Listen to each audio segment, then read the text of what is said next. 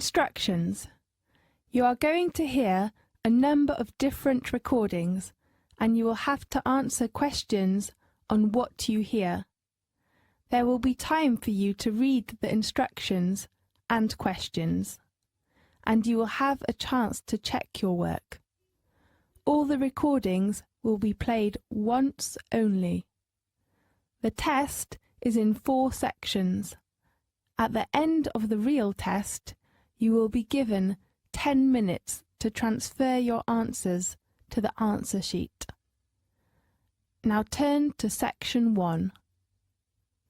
Section 1. You will hear a conversation about a New Year's party. First, you have some time to look at your questions 1 to 4.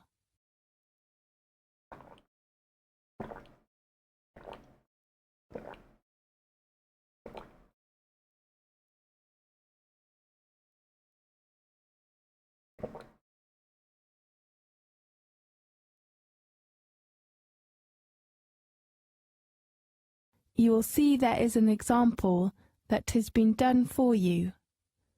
On this occasion, only the conversation relating to this will be played first. Hi Sam, let's try and get it sorted out today, okay? Yeah, sure. It's time we started working out the details. Exactly. What should we begin with? Date. Okay. When is the best time to hold the New Year's party? How about 30th of December? I'm afraid that's a bit late. Yeah, the day before? Fine. 29th of December? The date of holding the New Year's party is the 29th of December, so the 29th of December has been chosen. Now we shall begin. You should answer the questions as you listen because you will not hear the recording a second time. Listen carefully and answer questions 1 to 4. Hi Sam, let's try and get it sorted out today, okay? Yeah, sure. It's time we started working out details. Exactly. What should we begin with? Date. Okay. When is the best time to hold the New Year's party? How about the 30th of December? I'm afraid that's a bit late. Yeah, the day before? Fine, 29th of December. And what about a venue? In a restaurant? Which restaurant were we in last year? Let me think. It is Tulip Garden, but I don't think it was a good choice. Why? The venue is too small, and we have about 30 people, more than last year. You're right. So how about our common room on the 2nd floor? Great idea. And then let's think about invitations. All staff and all students. How about last year's students? What do you mean? I know someone who has graduated already but still stays in the city. He might want to come to next month's graduation ceremony. Fine. I will confirm the person later. Right. How about the cost? £15? Is that okay? What? 50? No, 15. Right. The next one is the food and drink. In my mind, it's better for us to book them from a restaurant. Definitely. Which one do you prefer? How about Tulip Garden? Okay, and we should choose the menu and pay in advance by deposit. How many days in advance? A week? A week is not enough. I think at least 7 working days. Okay. How much is the deposit? I'm not sure. Maybe £80? I think it's a little too much. £70? Right.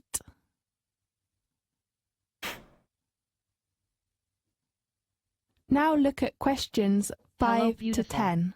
Hello, Grifton. Good afternoon. How are you? Mango pudding.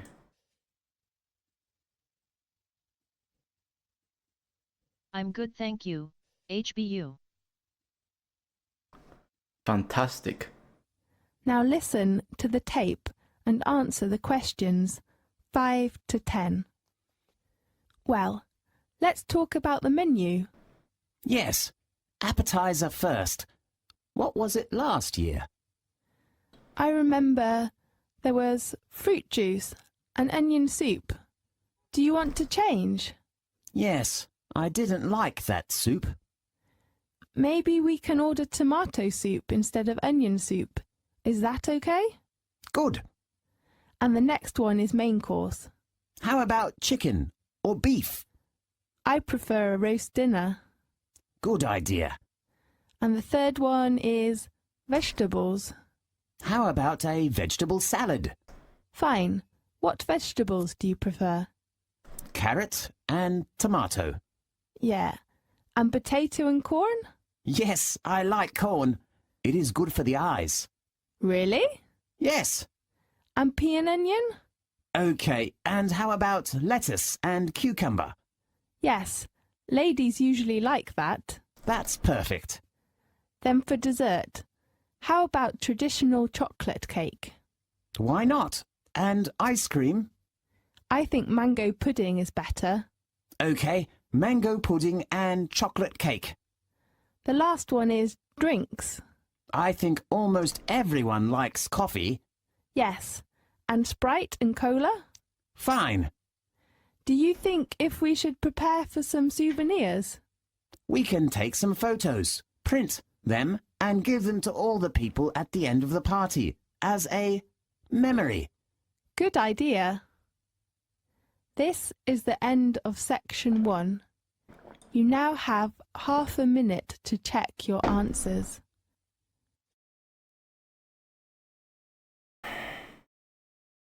Computer center.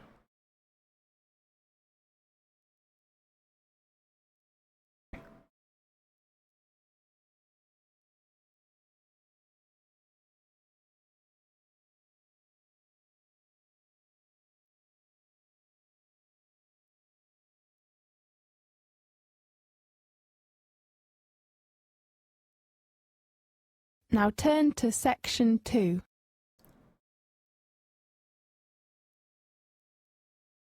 Section 2.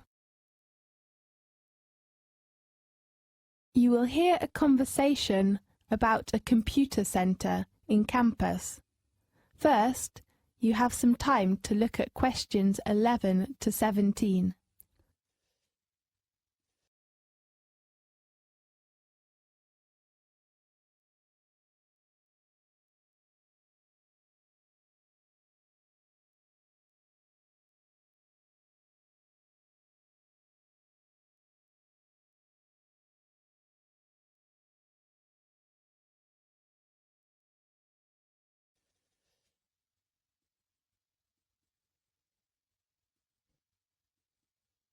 Now listen carefully and answer questions 11 to 17.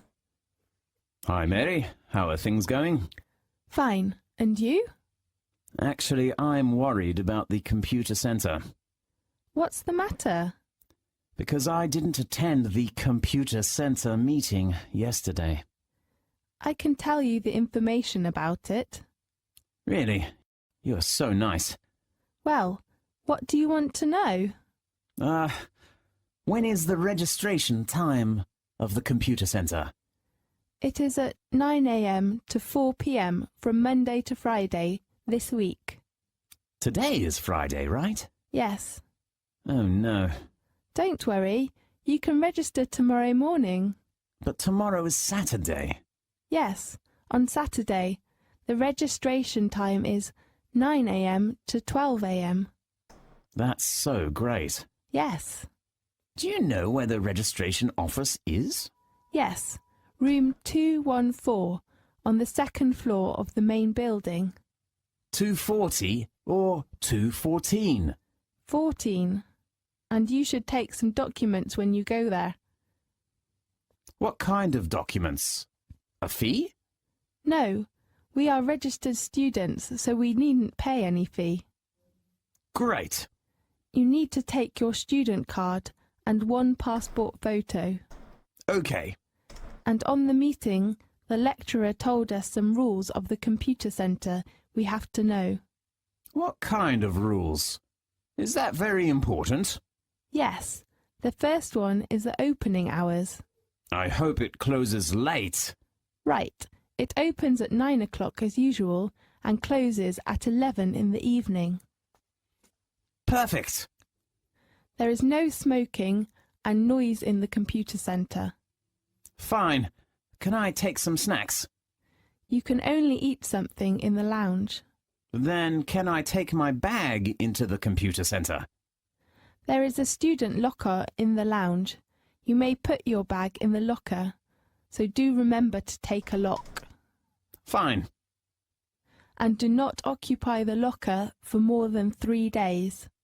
Yes. May I reserve a computer? Yes, there is a reservation system in the computer centre. You can reserve it 3 days in advance. Fine. I'd like to know if there is a photocopier or printer in the computer centre. Of course, on the second floor. But remember to take your student card. Why? Because none of the machines take coins. Fine. And do not use them 10 minutes before the centre is closed. All right. Now look at questions 18 to 20.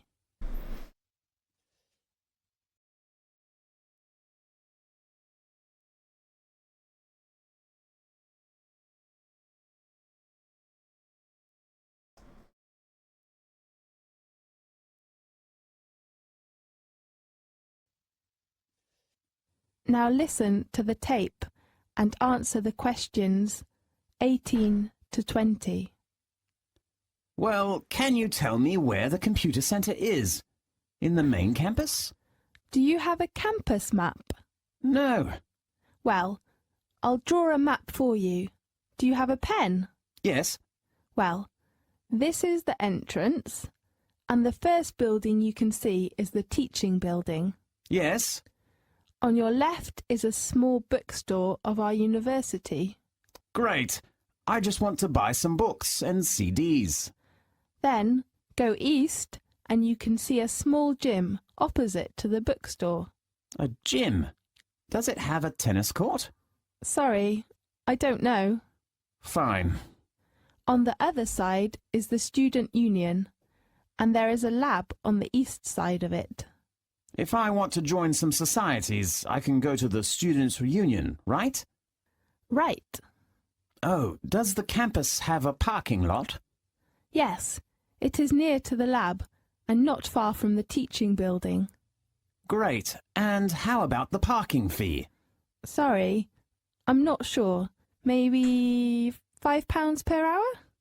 Okay. And where is the computer centre? It is opposite the student union, between the library on the left corner and the canteen on your right. Okay. Thank you very much. Good luck! This is the end of section 2. You now have half a minute to check your answers.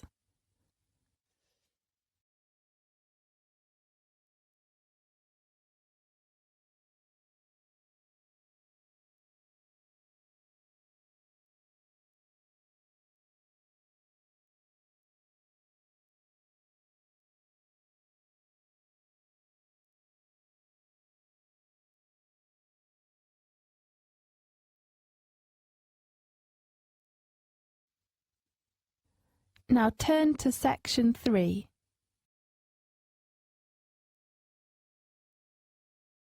Section 3. You will hear a conversation about a student's dissertation meeting. First, you have some time to look at questions 21 to 26.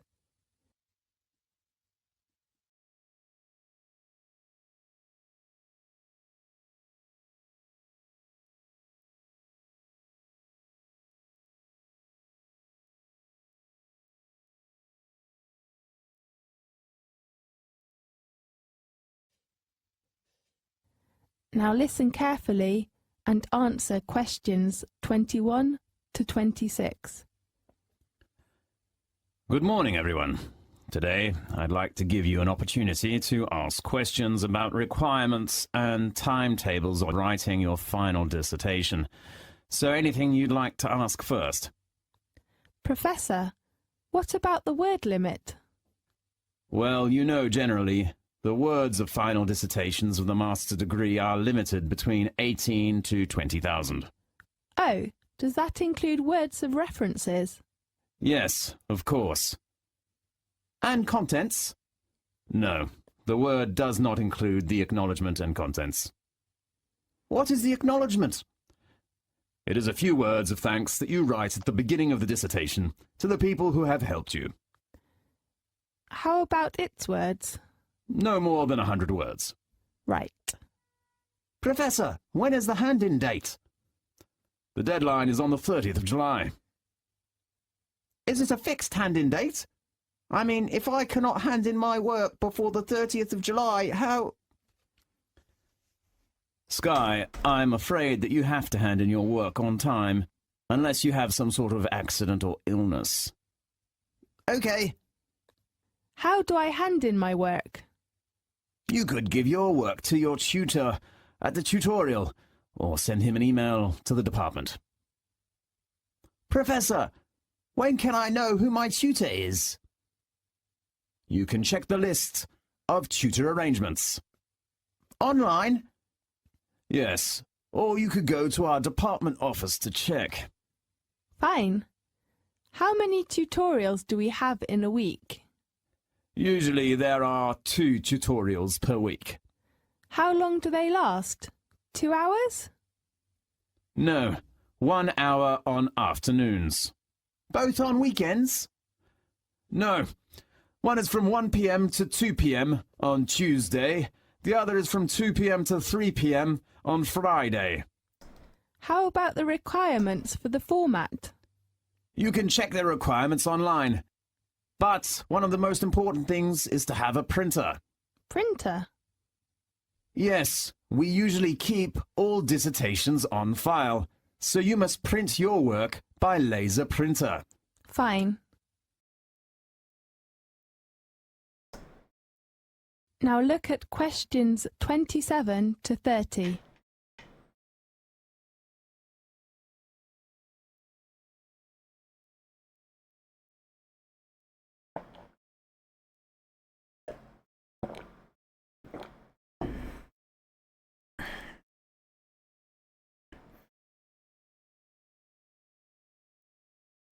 Now listen to the tape and answer the questions 27 to 30.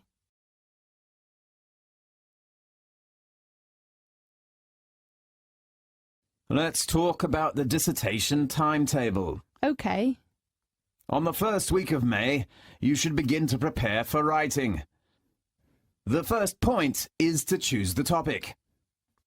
Can we choose the topic by ourselves? Of course. Your tutor will give you some suggestions, and you can narrow a topic by yourself. Great. And then you can work on your basic references. Right. You can ask your tutor to give you a reference list, and then borrow reference books from our library. And the next point is to prepare for the draft plan? Definitely. You should write a draft first and then discuss it with your tutor at the tutorial. If the draft is okay, what should we do next? You will begin to do research to collect data to support your work. Okay. Can we choose the research methods by ourselves? It is better if you take your tutor's advice. Okay. When your data is enough for your work, you will begin to write up your dissertation. How many parts does a dissertation contain? Usually your work must have an introduction, a main body, and a conclusion. You should talk about it with your tutor. And then can we hand our dissertation in? No, you should do proofreading before handing in your work. Okay. Anything else? No. Right.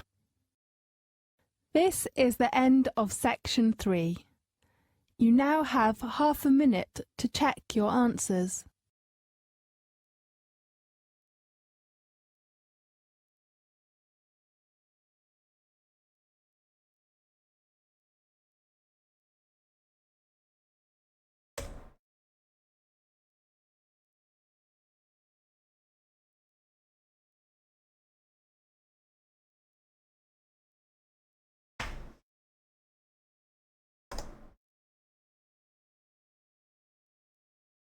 Now turn to section 4.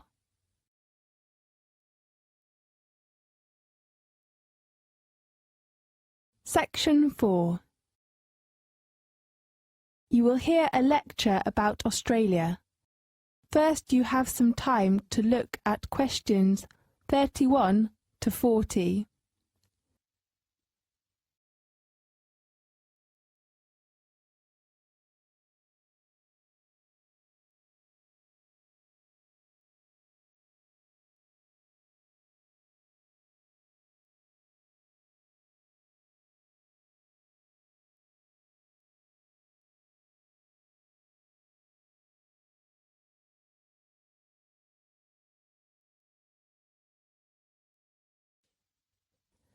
Now listen carefully and answer questions 31 to 40.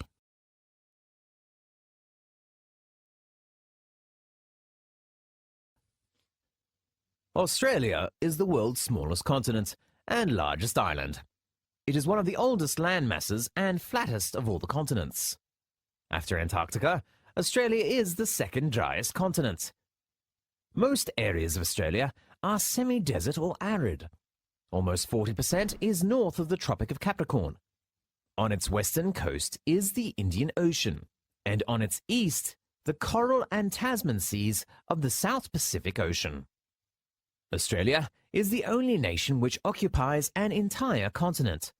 It is about 25 times larger than Britain and almost double the combined areas of Pakistan and India. There are three main structural characters. The first one is the Great Western Plateau. It covers most of Western Australia, much of the Northern Territory and South Australia, and part of Western Queensland. Its average elevation is about 300 metres. East of the plateau, extending from the Gulf of Carpentaria in the north to eastern South Australia and the western Victorian coast, is the great lowland belt known as the Central Eastern Lowlands.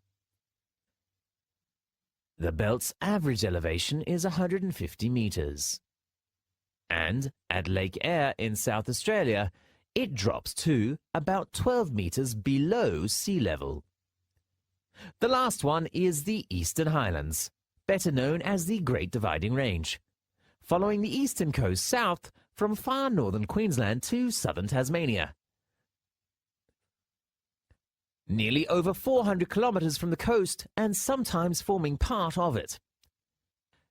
Their average altitude is less than 910 metres, although peaks exceed 1,800 metres in the rugged southeastern area called the Australian Alps.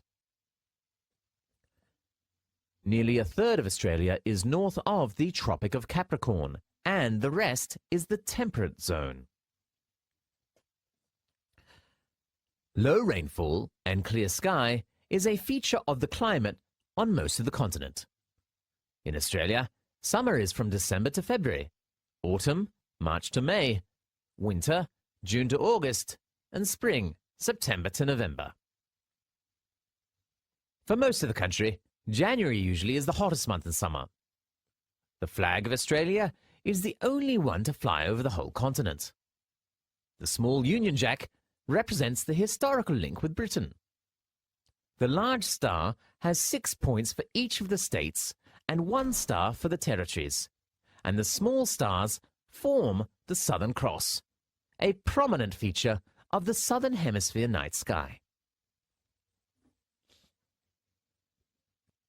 Australia has no official or traditional national costume. Green and gold have been used traditionally by Australian Olympic and other sporting teams for most of the 20th century, and have become the national colours formally in 1984. The official language is English, by usage, not law. It has its own colloquialisms and slang, but does not differ importantly from other forms of English except in accent. Spelling generally follows the British form. Australia is one of the most urbanised countries in the world, with about 70% of the population living in the 10 largest cities, and only 15% of Australians live in rural areas. Australians have a high standard of living by world standards. Australia is a multicultural society, with about a quarter of the population foreign-born. The first European settlement of the continent, by the British, began in 1788, on the site now occupied by Sydney. Settlement schemes during the next 150 years helped increase Australia's population to about 7.4 million by the end of World War II. Over 5 million migrants have settled in Australia since, helping to more than double its post-war population. Nowadays, most Australians work for wage or salary. They usually work about 35 to 40 hours per week. Employees can get paid annual leave, about 4 weeks, sick leave, and long service leave. They also have about 10 paid public holidays per year. Most people retire at the age of about 60 to 65. The average Australian female has a life expectancy of about 79, and the male about 73. Most Australians marry in their late 20s. On average, couples have 2 to 3 children. Many aspects of the arts in Australia have their roots in Europe, but its Asian neighbours have made a main impact on its own history and culture. Distinctively, Australian trends are developing, and the vigour and the originality of the arts in Australia often surprise visitors. In the late 1970s and early 1980s, the great problem facing the arts was the same as in other nations: increased costs and a decrease in government financing. Hello. But increasing Black. public interest How are provided you? the momentum to carry them through difficult times. The Australian government has developed tax deduction policies to encourage greater financial support of the arts. A tax deduction is available for donations of property to public libraries, museums and art galleries. The Australia Council is a funding agency of the government. The agency spends over $50 million per year. More is spent by state governments. The Australia Council Board supports specific art forms, and Central Council programs support research, education and multicultural arts. This is the end of section 4. You now have half a minute to check your answers.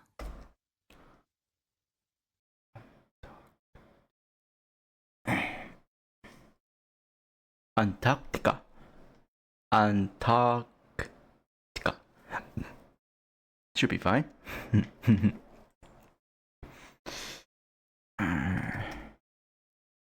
18,000, 2,000 acknowledgements. Acknowledgements.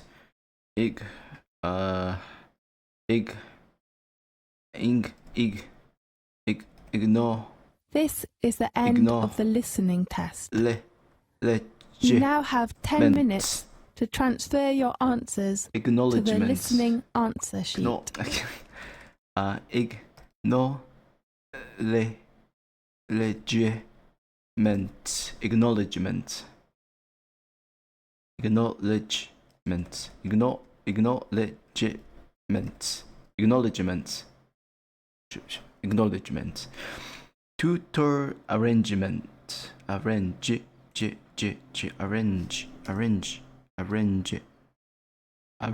Arrangement.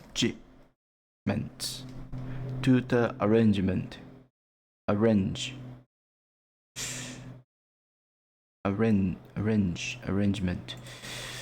Laser printer. Student card.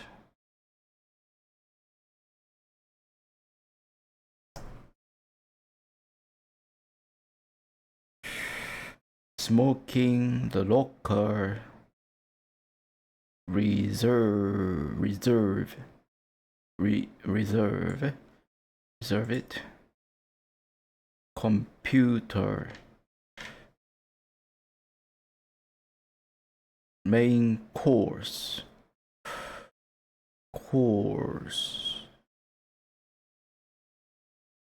tomato soup, onion, chocolate cake, dessert, Sprite. All right.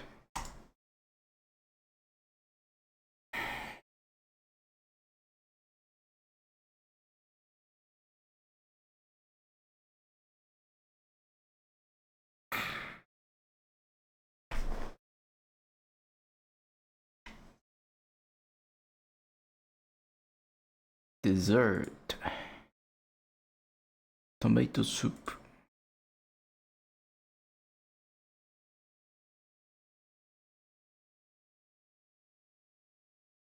Huh? Forgot this? Uh, uh,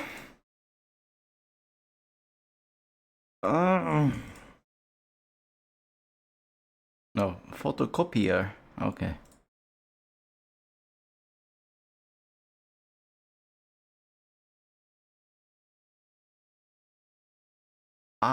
Not acknowledgement, acknowledgement. Acknowledgement.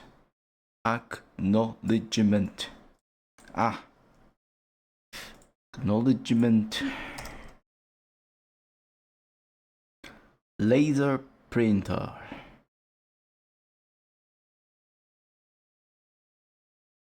But why? Antarctica, Eastern Highlands, not islands. Highlands. January, not January. So many typo, bro. Yeah, 25%. Long service leave, not service leave. Long. Asian neighbors. Tax deduction. Aha. Too many typo, like one, two, three. Arrangement. 3, 4. July 30th and 30th July, same. 4, 5. 6, 7, 8, 9, 10. I made 10 typos. So my real point is about 31 out of 40.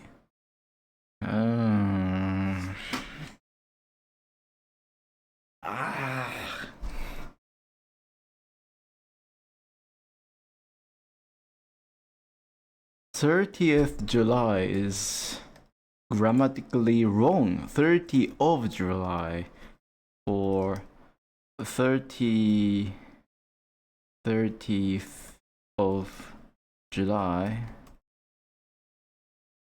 or July 30th.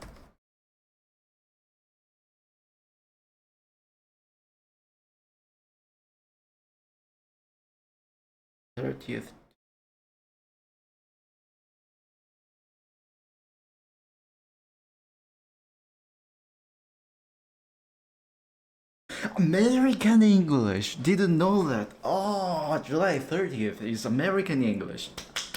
Oh, I see.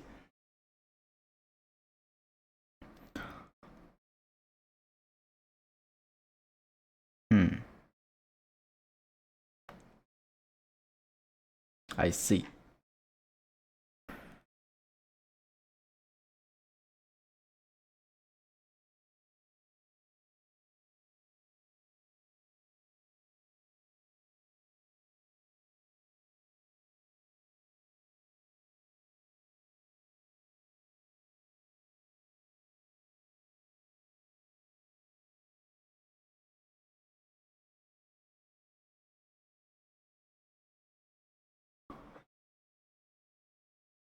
F. F. F. F. 19. Huh? Report. Gonna report.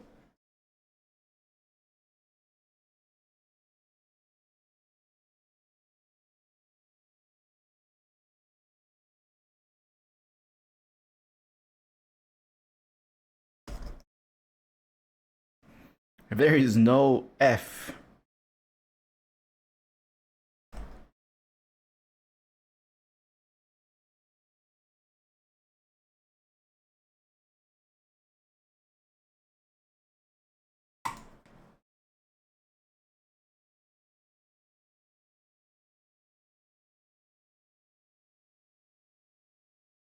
Acknowledgement.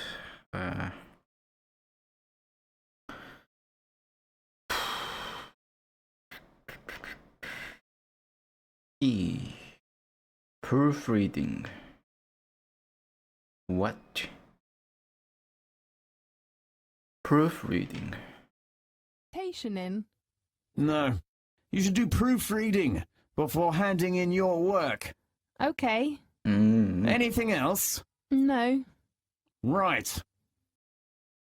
This is the end of section 3. You now have half a minute to check your Below sea level. The last one is the Eastern Highlands, better known as winter, June to August, and spring, September to November. For most of the country, January usually is the hottest month in summer. The flag of Australia is the only one to fly over the whole continent. The small Union Jack represents the historical link with Britain. The large star has 6 points for each of the states and 1 star for the territories, and the small star is the only one to fly over the whole continent. The small Union Jack represents the historical link with Britain. The large star has 6 points for each of the states, standard of living by world standards. Australia is a multicultural society, with about a quarter of the population foreign-born. The first European settlement they usually work about 35 to 40 hours per week. Employees can get paid annual leave, about 4 weeks, sick leave, and long service leave. They also have about many aspects of the arts in Australia have their roots in Europe, but its Asian neighbours have made a main impact on its own history and culture, the momentum to carry them through difficult times. The Australian government has developed tax deduction policies to encourage greater financial support of the arts. A tax deduction is available for donations of property to public libraries, museums and art galleries. The Australia Council is a funding agency of the government. The agency spends over $50 million per year. Damn it. More is spent by state. Damn it. Damn it. Damn it. Damn it. Damn it. Damn.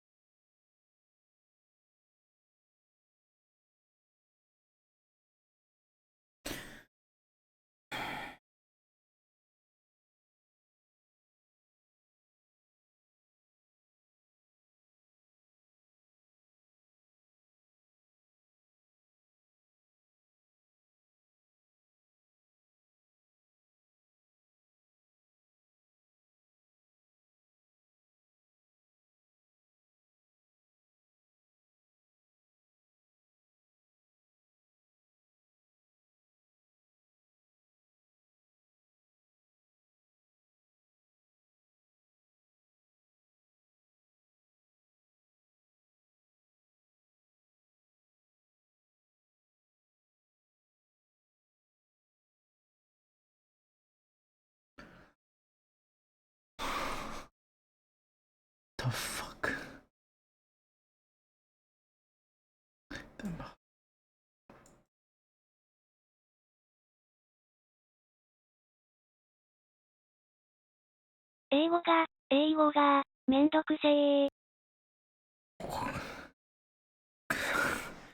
It's too hard.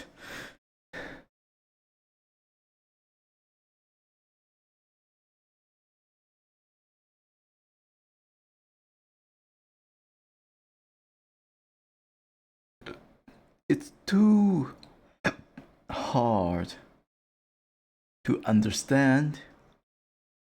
Too hard to understand. This is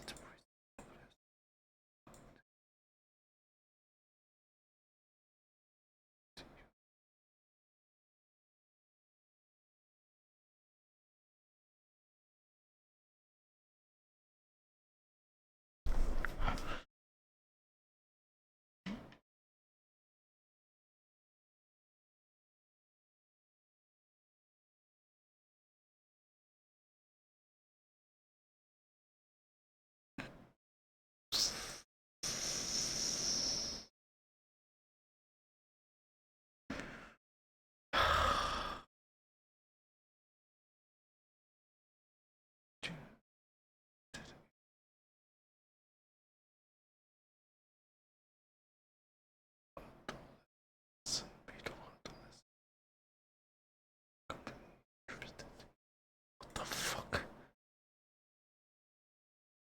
What the? Huh? To choose.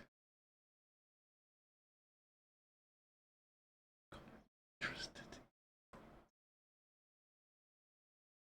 Meeting to feel this. What the fuck?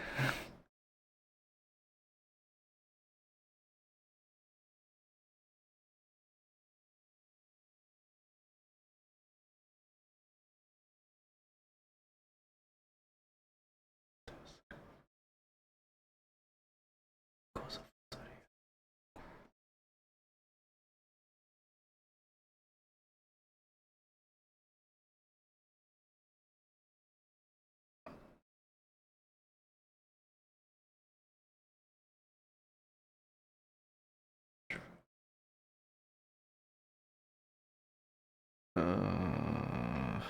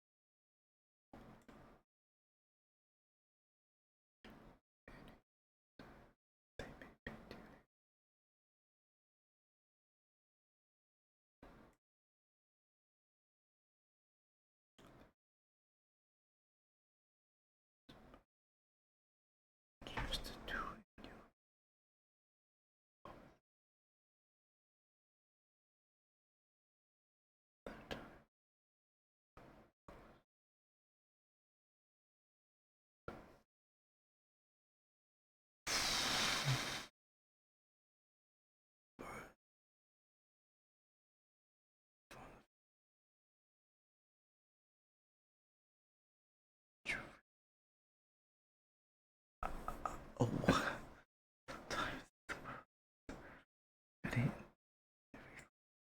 What the fuck?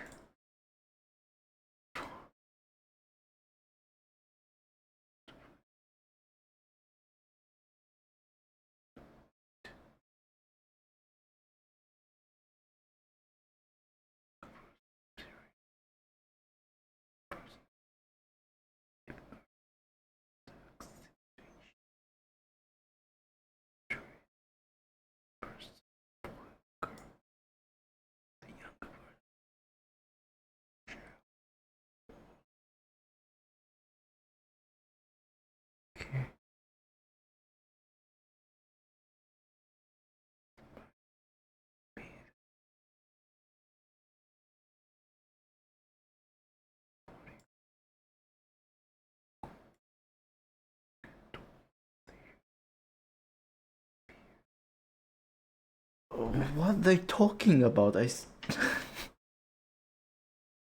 What this want to talk?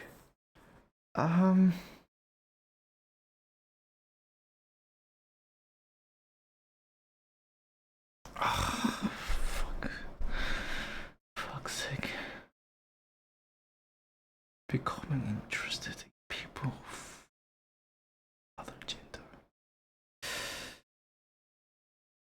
Beginning to choose a future career. Getting to feel friend. Beginning to singling contact. Good opinion. Supporting dangerous. Becoming interested in people of gender.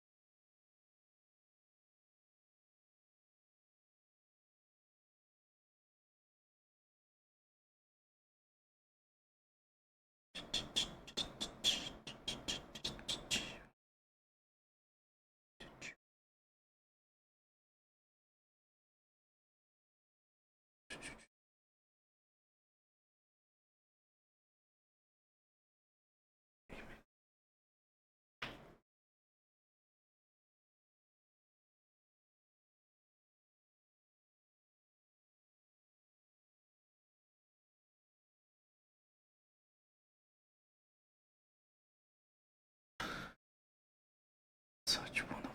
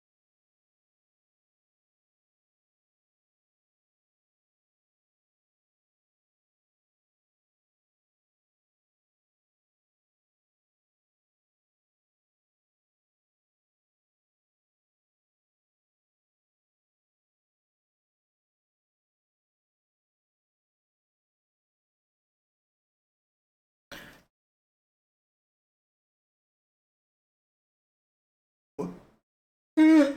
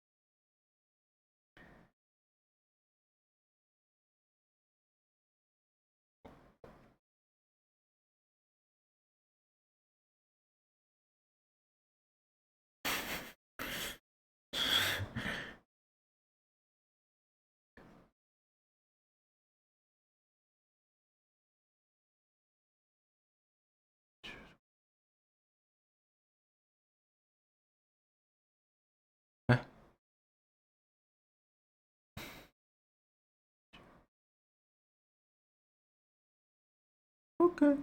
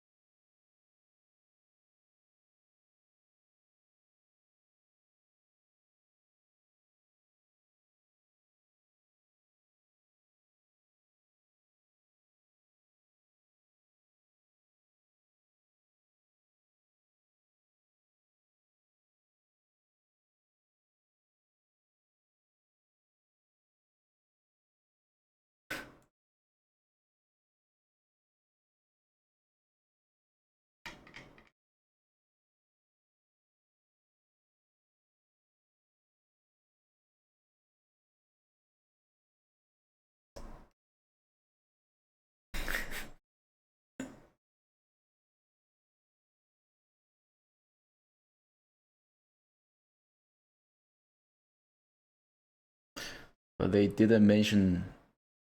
But the program didn't mention any disadvantages in the video. It did. They, such as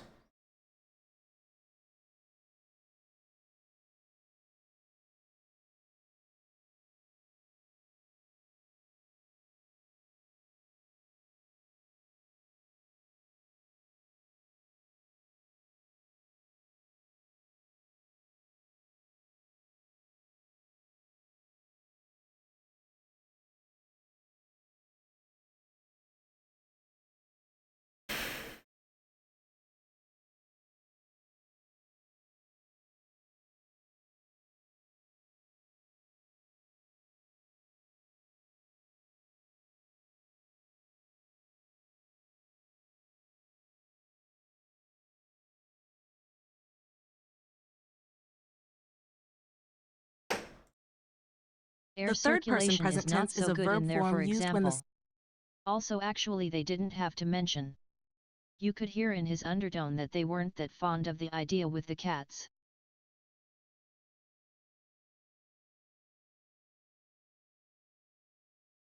Because it is too tight for the cats.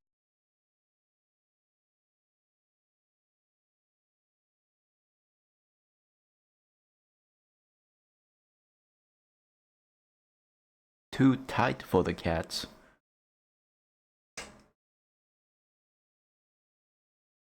Air circulation is bad. Too little space. Too little space for the cat. I see. Air circulation.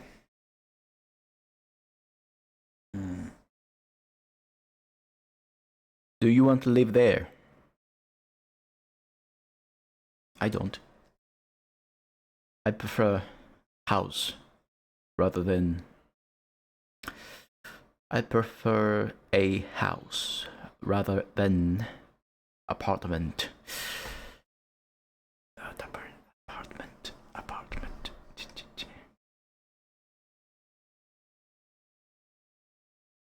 I prefer. Yeah, a house for $450. Good luck. Well, you can find it, of course. I prefer a house.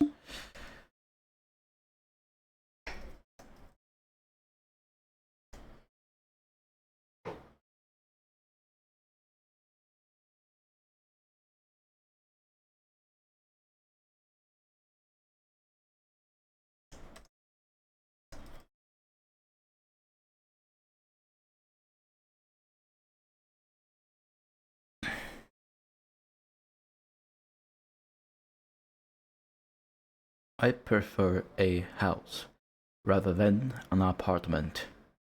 Oof. Oof. Okay. I prefer a house rather than an apartment. Sure. Almost correct. Almost.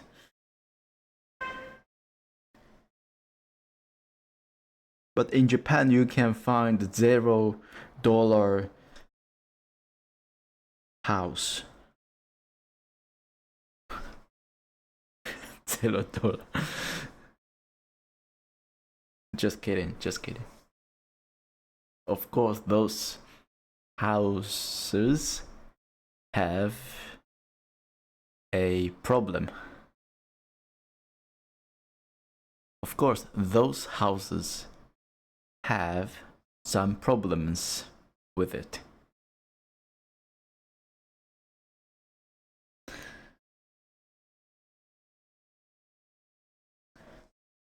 So, what is third person present?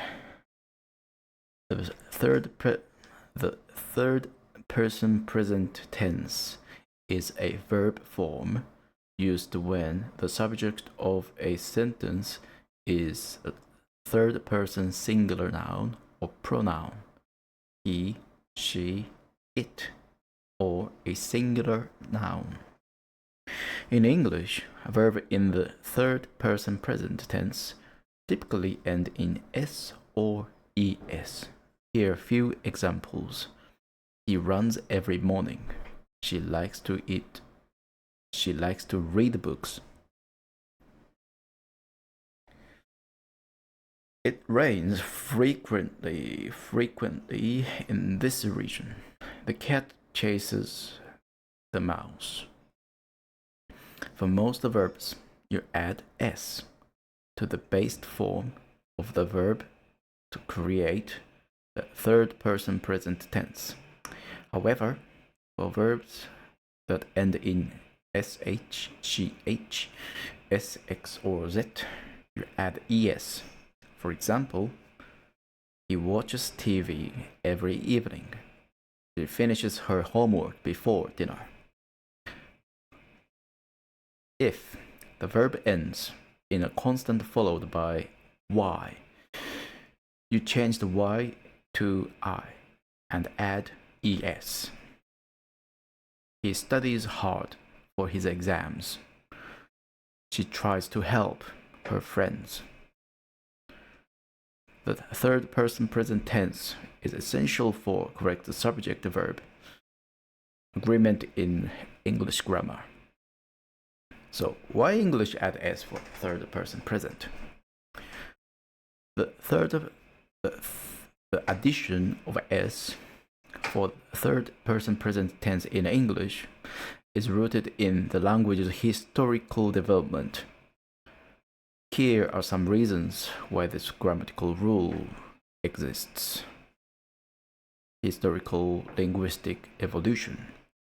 In Old English around 450 to 1150, Anno Domini, a verb had different endings depending on the subject. As English evolved through the Middle English period, 1150 to 1500, Anno Domini, these endings were gradually simplified. By early modern English, 1500 to 1700,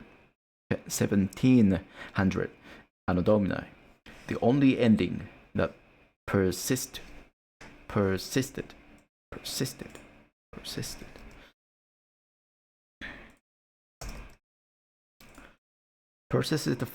regular verbs in the present tense was the s for third person singular. This can be seen as a simplification process where the language moved towards a more regular and predictable system. Simplification. Distinguishing subject-verb agreement.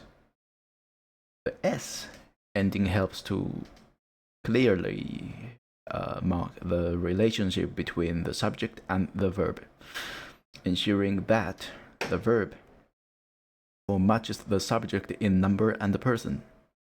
This helps to avoid ambiguity and makes sentences clearer. For example, she runs clearly shows that she is the subject performing the action, as opposed to I run or they run. Consistency and regularity. Adding s for third person singular present tense verb provides a consistent rule that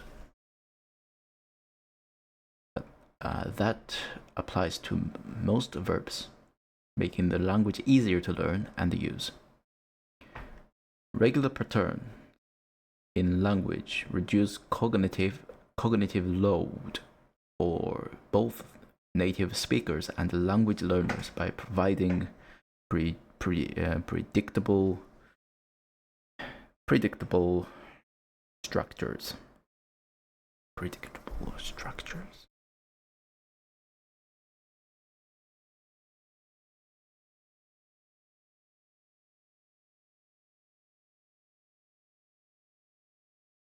Phonological economy.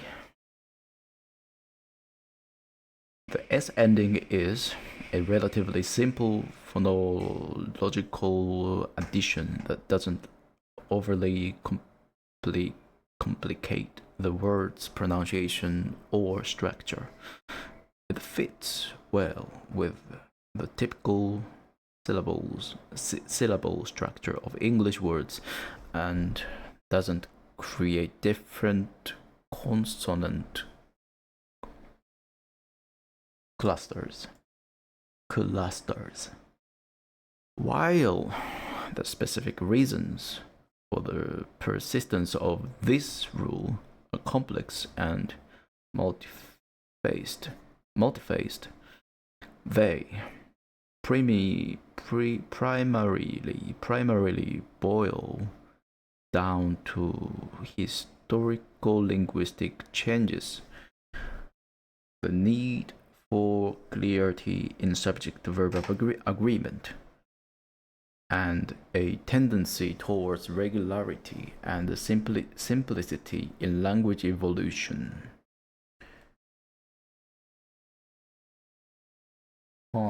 People try to make simpler. Well, to me, it's much more complicated. How about without S? Just without S, much easier. Without ed, don't need to. Yesterday, I distinguish. It means this. You don't need. You don't need ed. You don't need s. You don't need ing either. In Japan, you don't need it. Really, you don't need it.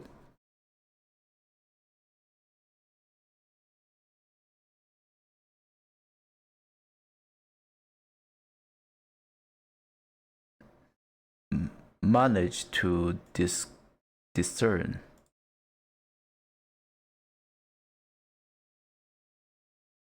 Make oneself worthy or respected by one's behavior or achievements. Many distinguished themselves in the fight against the. It's actually a good building, but they don't seem to report on this also. China has still enough reasons not to live there. But actually both sides try to hide something. China tries to not let bad news get out, and the West tries to not report on good sides. And before rumors come up, Winnie Pussy, no CCP here. Distinguished themselves. 2枚目 Yeah, AP-san, こんばんは. The reason why I showed you this video is it is actually a good building, but they don't seem to report on this also. China has still enough reasons not to live there, but actually both sides try to hide something. China tries to not let bad news get out, and the West tries to not report on good sides. And before rumors come up, winner poof, see? Oh, I see. See. Well.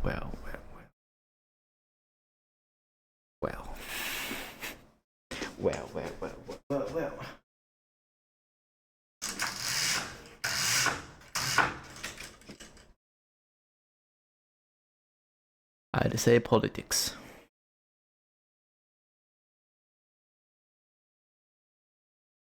Related to. That's that.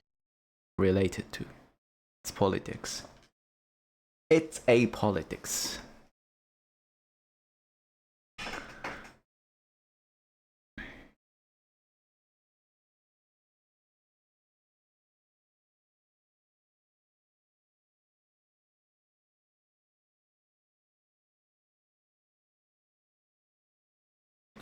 All right.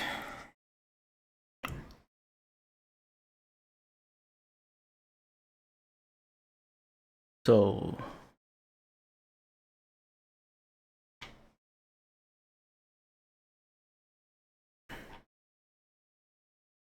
third person present, but there is irregular. So what is irregular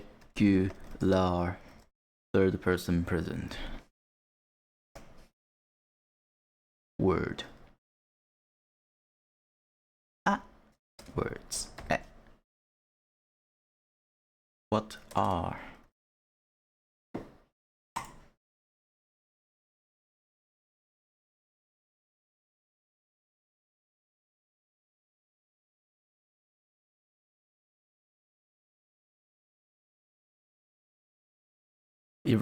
Irregular third-person present words are verbs that do not follow the standard rule of simply adding an s or es to the base form of the verb in the third-person singular present tense. Instead, they change form entire or have unique endings.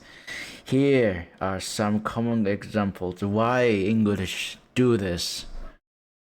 If they want to add another rule, please follow to that rule. It's common thing why some words remain in an old-fashioned way or against to new rule. I don't understand. Since they want to make English simpler, then please fix this problem. Be is, have has, do does, go goes, say says.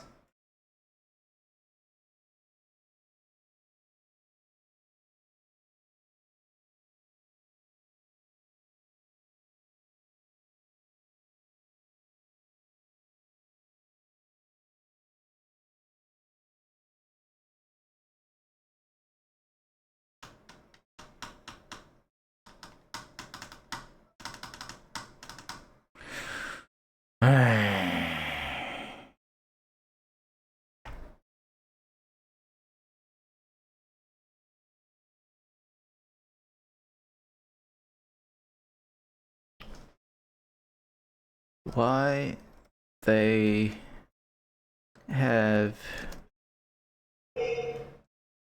they not follow the standard rule?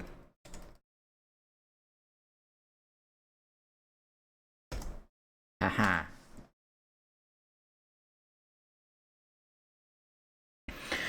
Irregular verbs do not follow the standard rules of conjugation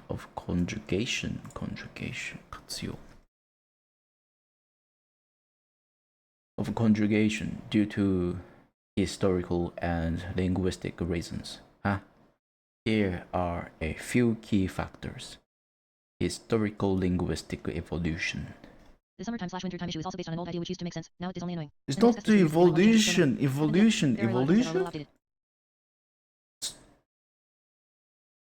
The English language has evolved over centuries, absorbing influences from Latin, French, Germanic languages, and others. As a result, some verbs have retained older conjugation patterns that were once more common. Then that's not evolution. That's not called evolution. English not evolved yet completely. If some words remained older conjugation patterns, then must fix it. I will not accept that.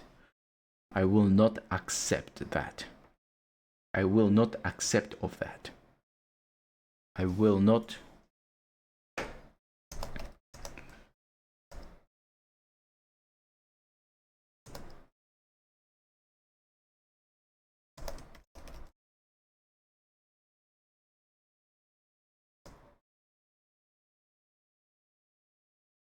Yes, I will not accept that, or I will not approve of that.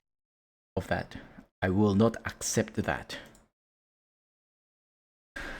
The summertime, wintertime issue is also based on an old idea which used to make sense.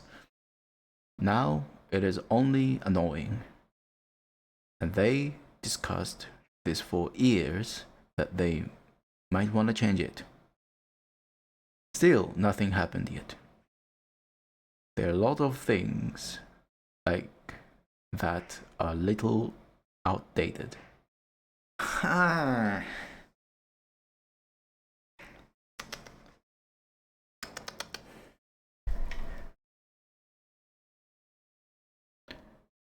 If those outdated words are not commonly used, then fine.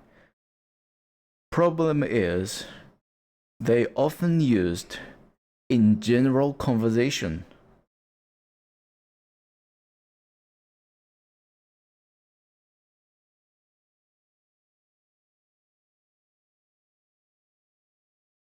Frequency of use.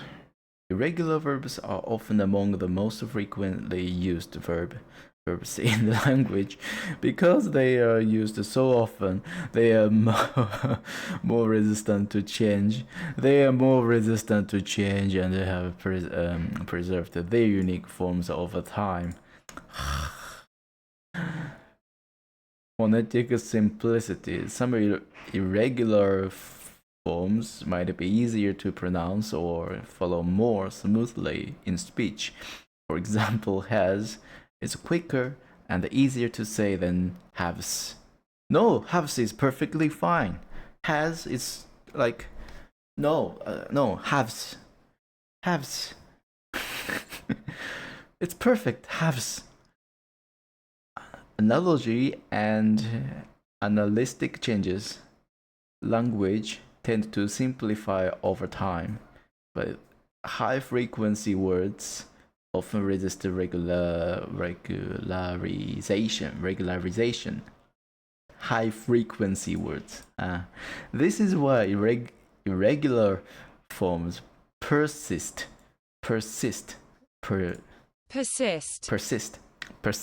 despite the trends towards more regular grammatical structures in less frequently used words. Ridiculous. Borrowing and inflectuation.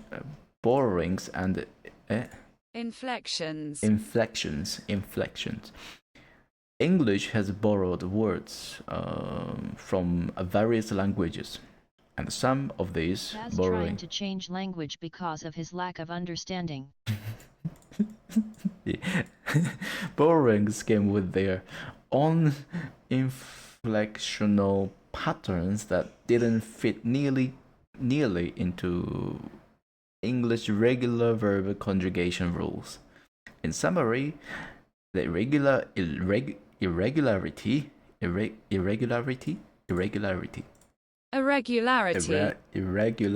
of these verbs is a result of the complex history and evolution of the English language, which includes influences from many other languages and various phonetic, frequency-based, and historical factors. Lack of understanding, but no. Not only that, bro. Not only that.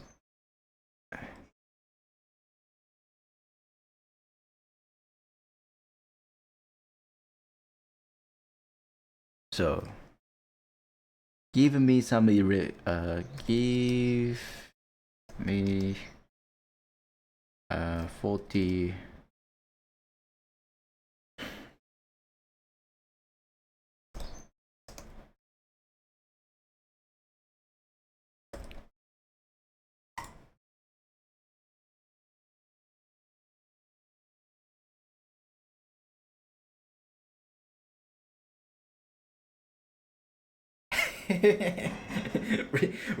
read.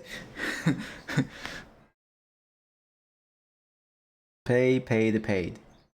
Meet, met. Make, made. Lost, lose, lost. Leave, left. Known, knew, known. Hide, hidden. Hear, heard. Hear, heard. Have, had. Grow, grew, grown. Go went gone. Give gave given. Get got gotten.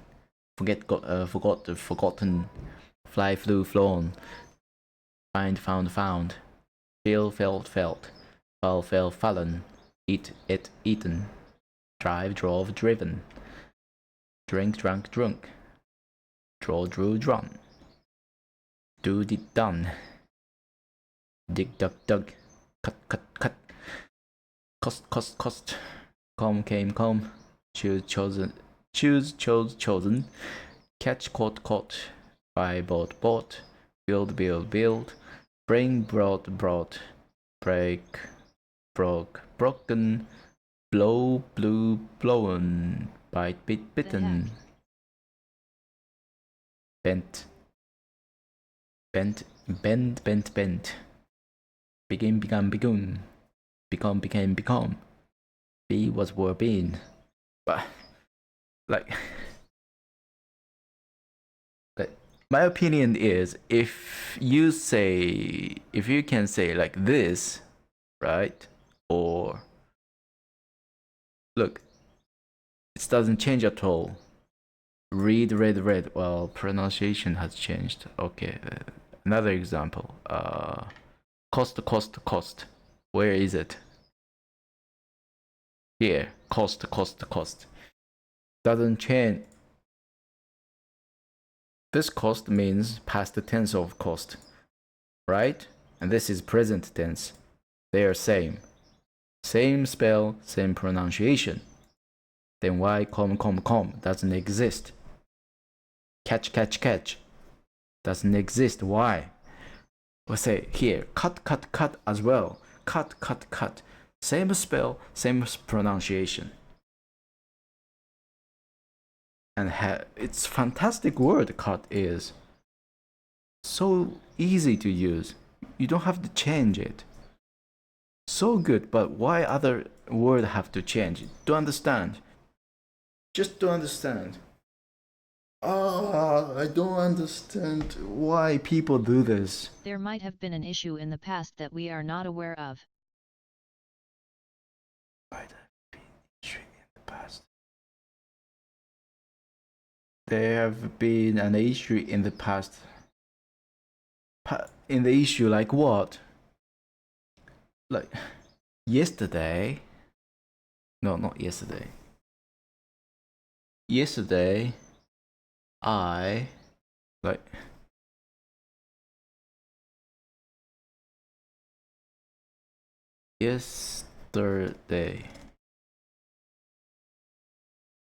yesterday. Okay. Yesterday. Everyone will understand yesterday, which happened something in the past. If I start with yesterday, tomorrow and today.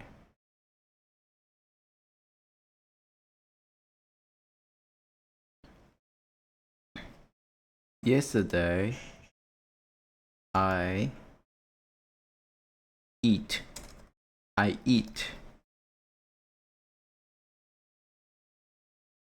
eat an apple, for example.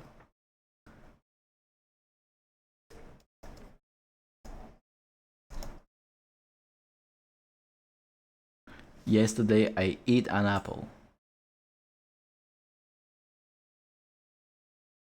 Yesterday I ate an apple. Okay. Yesterday, how about yesterday I cut my hair.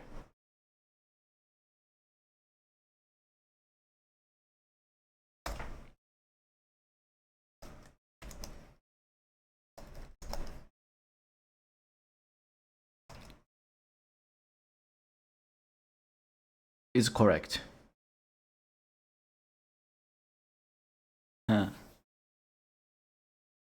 For me, no, to me, okay, to me, yesterday I eat an apple and yesterday I cut my hair. It's same.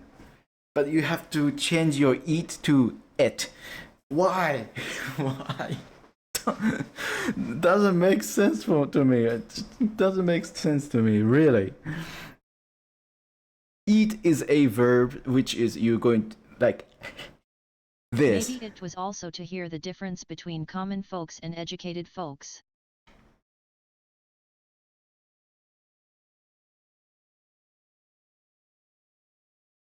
Maybe it was also to hear the difference between common folks and educated folks. Doesn't make sense to anyone but the English. Look. Eat is a verb, right? And you said yesterday already. And why you have to change eat, the verb, to the past form or whatsoever? I don't understand. Eat just active an action of this. And why you can't continue your conversation with it? And cut, look, cut. They have the cut is the same, and the eat must eat. Why? I really don't. Okay. I can't see the difference. I'll ask to ChatGPT. Hello, TG. Why?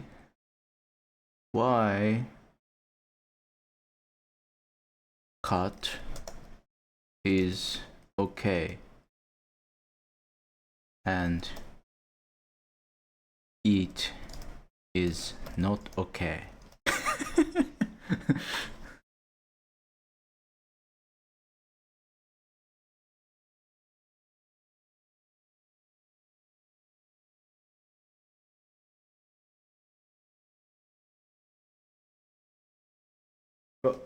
But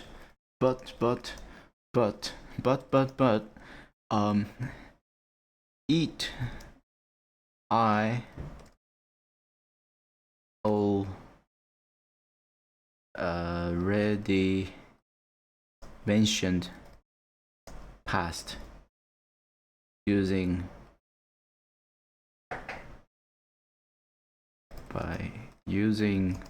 word yesterday.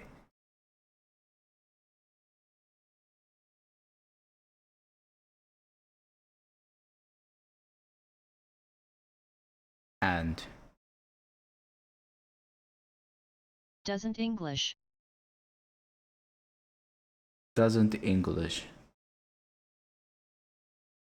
And why? You don't know how far these things go back. Maybe in the past they also tried to make it harder for spies or something like this. Spies?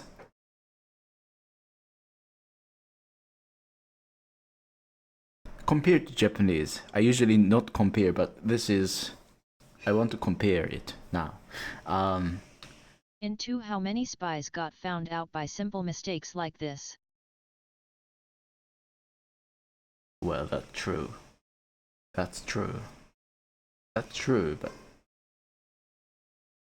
same sentences, okay?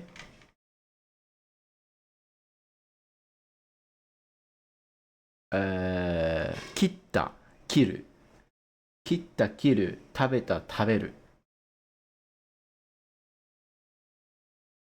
遊ぶ遊んだ present tense and past tense, each verbs in Japanese.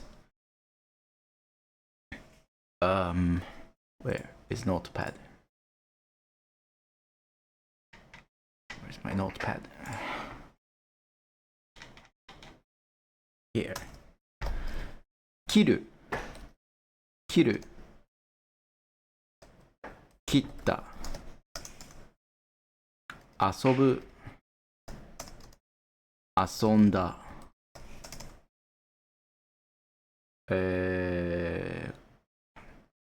髪切った食べる食べた食べる食べた蹴る蹴った。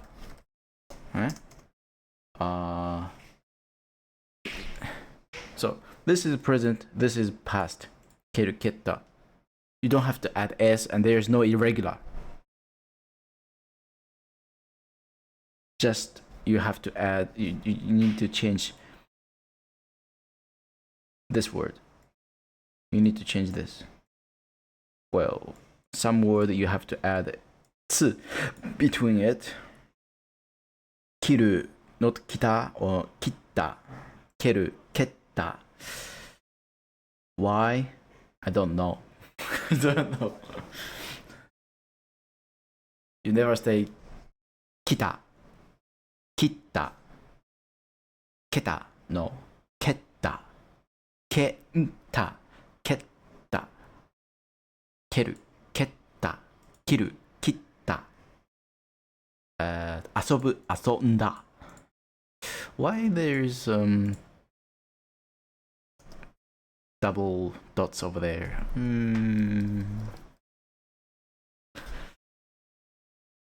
More examples needed.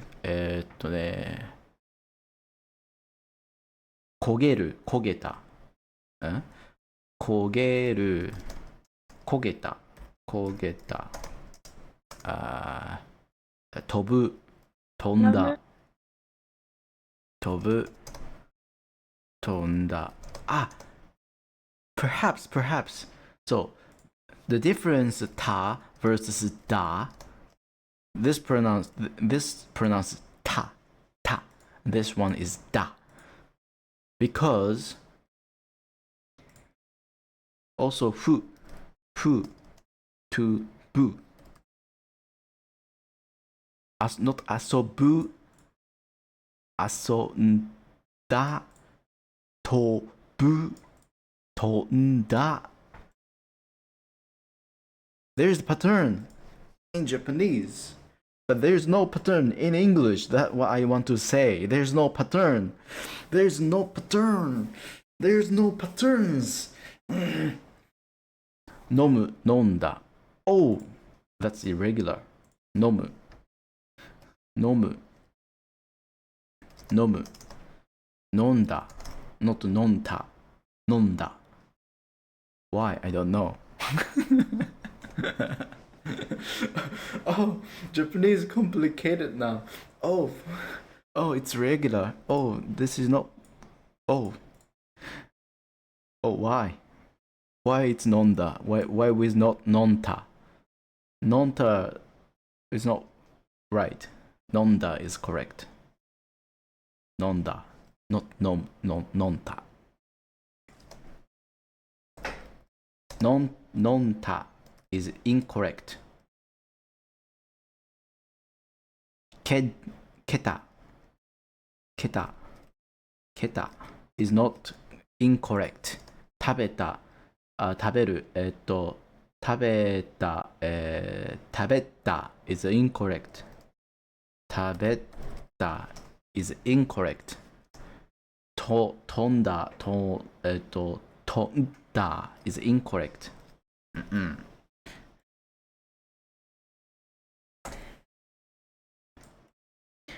All right.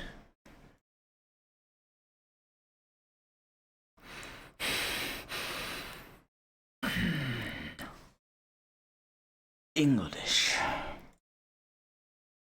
I understand now. Great. Now Kaz lost his Japanese skills and not fully capable in English yet Schwarzenegger all over again. What is Schwarzenegger?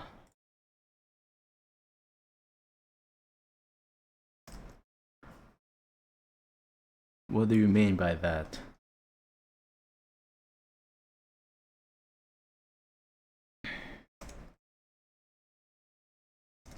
OMG.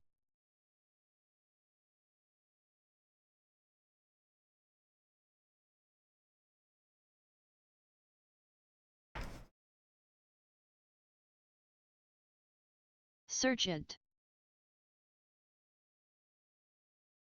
カタカナ、シュワルツ。シュワルツ Just が。 Google Schwarzenegger instead of translating.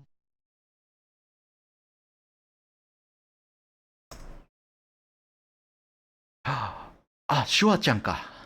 アーノルド。で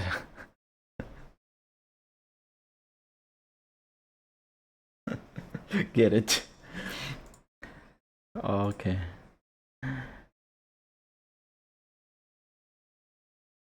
You need to capitalize. You have to capitalize S. it. You have to capitalize it because it's person's name.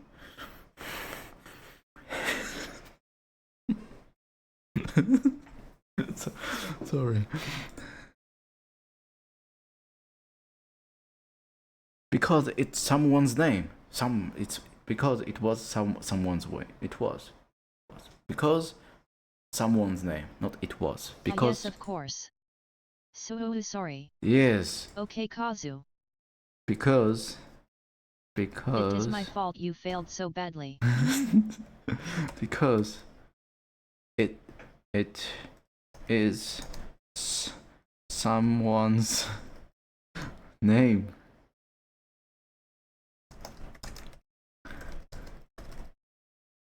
Yeah. Because it is someone's name. I forgot. Oh.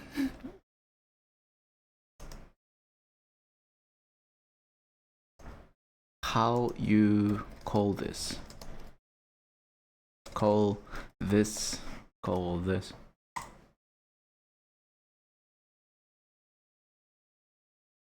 No. If he can say consider this a devoas, then I can write his name with a sol s. How you call this?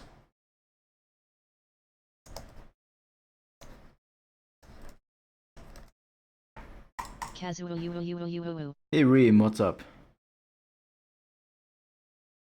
If he can say, consider this a, then I can write his name with a small s. Apostrophe. Apostrophe. I am good, just finished dinner. TG, you are better than ChatGPT. Apostrophe. Just finished your dinner. Yum.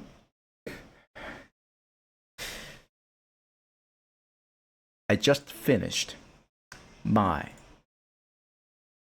English writing practice. No, English reading practice.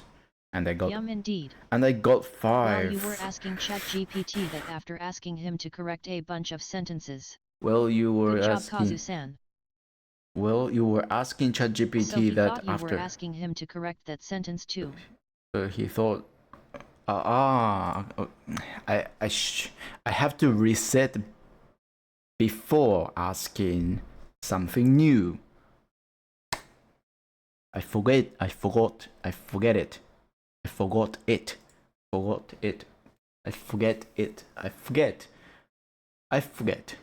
forget is present. I forgot is past. So I should say I forgot because it's past. I forgot. Sorry, I forgot.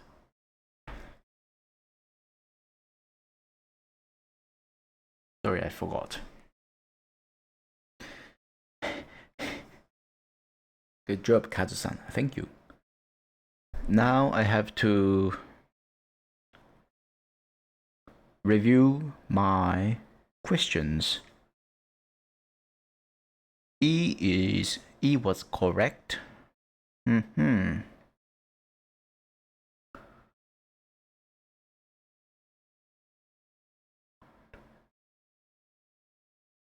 H, the reason for some natural preferences. H.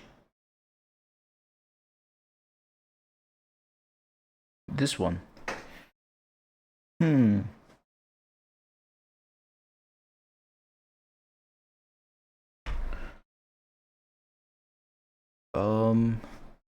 In it, aversion to sour and what? Aversion. I can't read. Aversions. Aversions.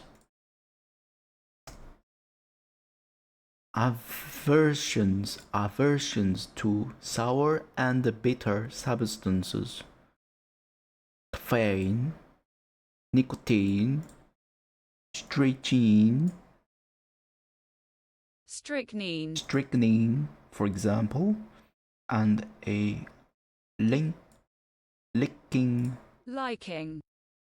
liking for sweet and salty ones Kazu, a reflect. Japanese guy, is studying English for his IELTS academic test and it's day 9. Wow, wow, oh, oh, bad smile. Yeah, it's day 9 now. Reflect the wise choices that humanity's ancestors made in a hostile environment.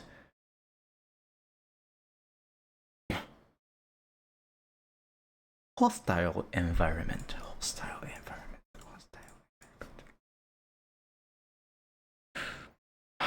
Beyond these protective and nutritional reflexes, however, taste preferences are largely a matter of culture and learning.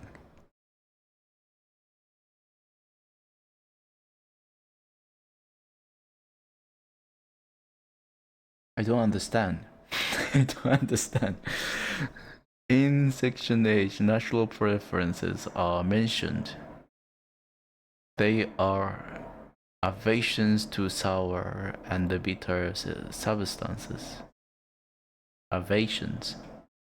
Same, I also don't understand.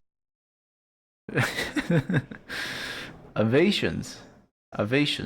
So aversions is the reason why some natural but the reason for some natural preferences about flavors and the smell. Okay. I got it. For example, a liking for sweet and salty ones, but from natural resources. I get it. Okay, next. The reason why flavor has not been researched in depth in the past. C. Get it, Kazu. Get it.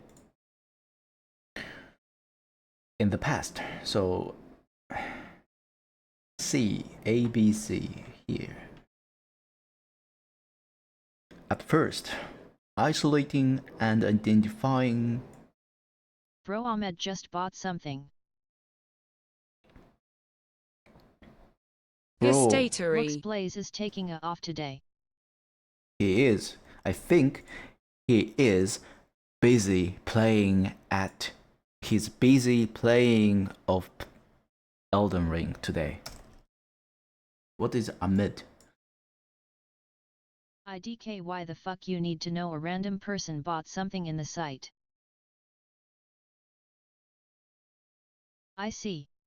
Why the heck you need to know a random person bought something in the site?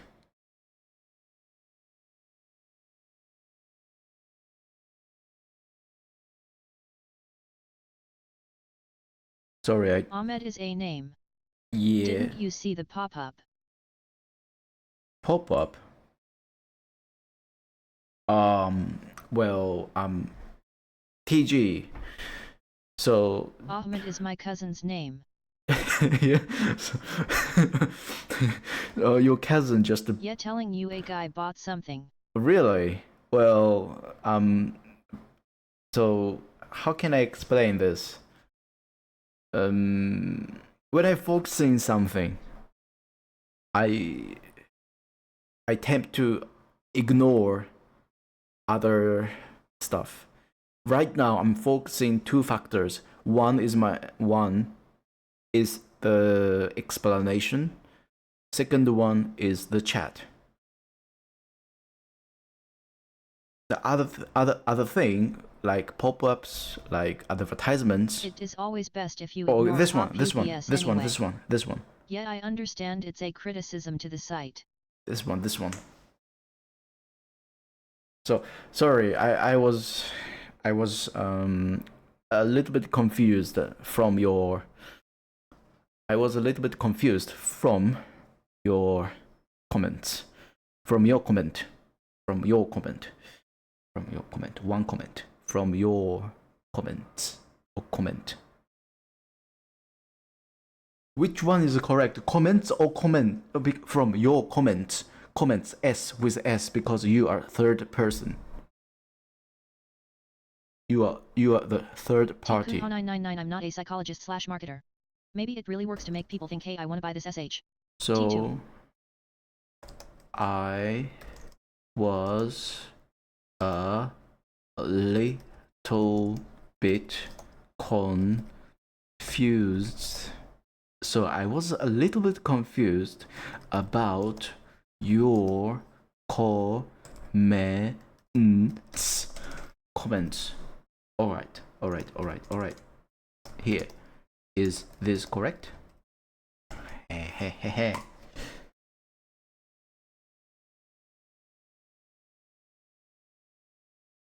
Yosh, grammatically correct. Yosh. So this comments. Okay. So this comments is the third person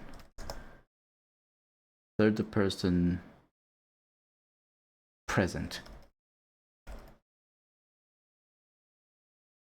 Yeah, probably, but it's a really asshole-ish thing to do to someone. Actually, in the focusing. sense, so I was a bit of comment. The word comments is not in the third person present tense. What?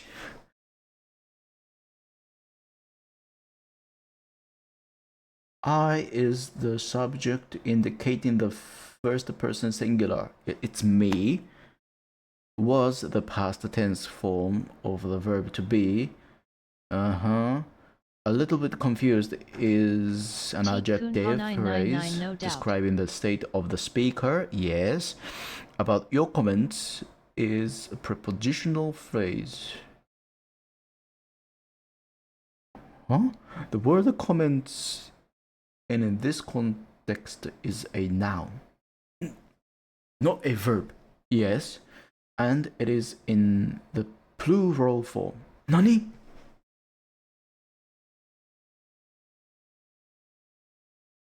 Comments were in the third person present tense. It might be used like this. He comments on various topics regularly.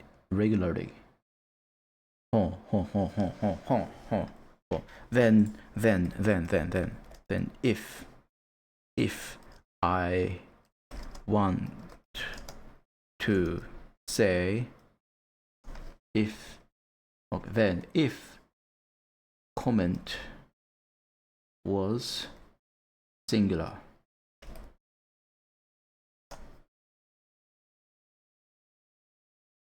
If comment were singular in your original sentence, it would be, so I was a little bit confused about your comment.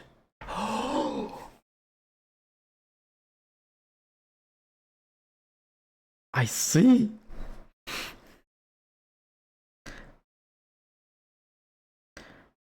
Probably, but it's a really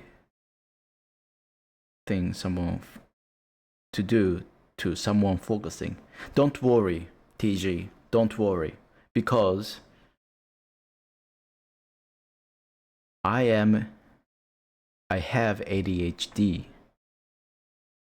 Those effects will not work to me. Don't worry. Don't worry. Don't worry. Worry. Don't worries. Don't worries. Don't worries. I have ADHD.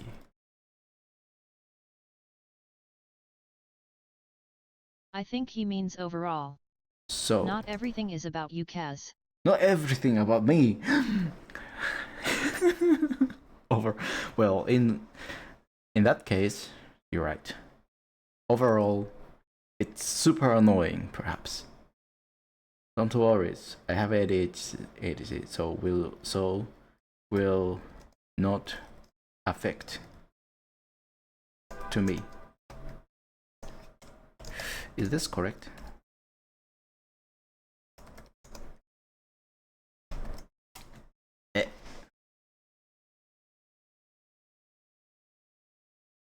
Few errors in grammar and clarity. Don't worry. I have ADHD, so it will not affect me. So it will not affect me. Affect me, not to me. It will not affect me. Make grammatically correct. So why not with worries? Why not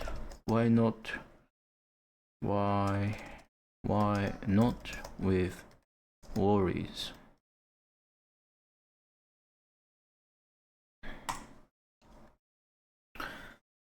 The phrase "don't worry" is not grammatically correct in English.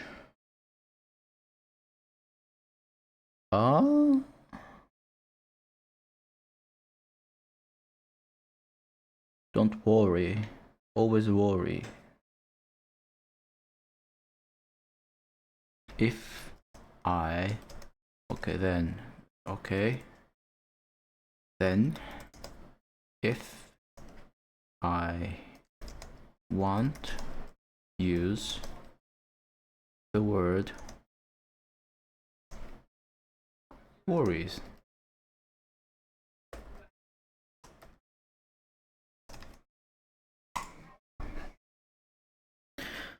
If you want to use the word worries in your sentence, you can rephrase it to maintain grammatical correctness.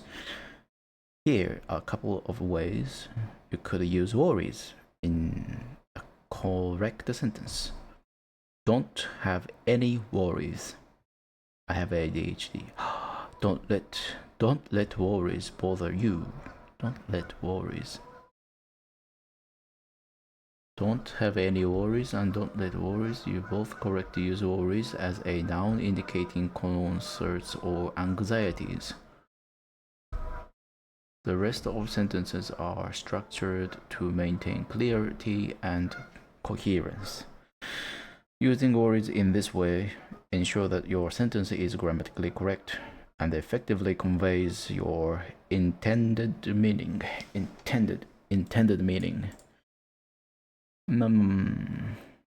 So why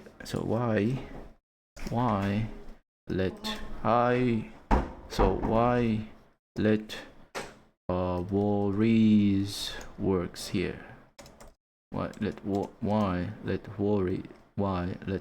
worries works here?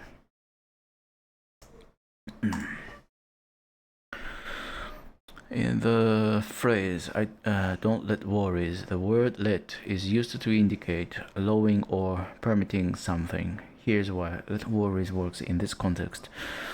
"Don't let." This phrase is a construction in English that means to prevent or avoid something from happening. When you say "don't let worries," you are telling someone not to allow themselves to be someone affected or bothered by worries. Worries refer to a feeling of anxiety or concern. It's used as a noun to describe the things that someone might be worried about someone. So when you say "don't let worries," you're advising someone not to allow their worries to influence them or cause distress. It's a way of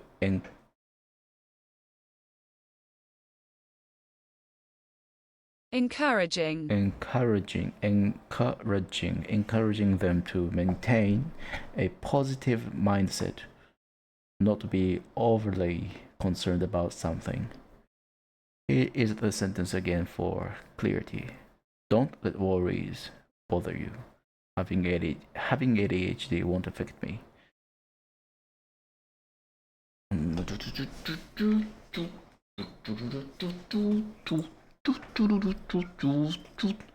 Let. So, worries here. It's noun and plural form. Ha.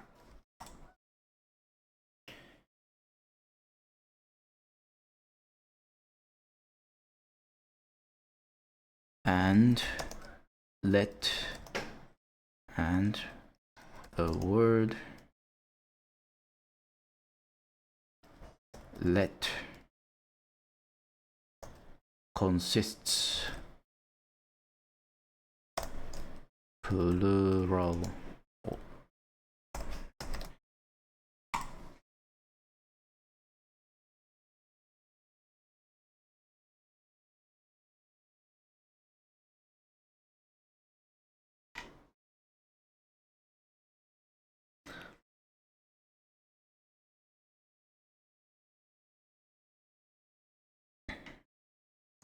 The reason why flavors has been researched in depth in the past has been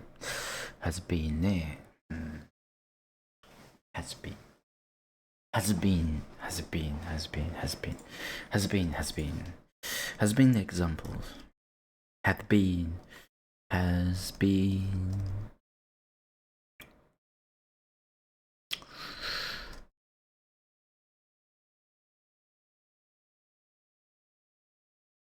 give me examples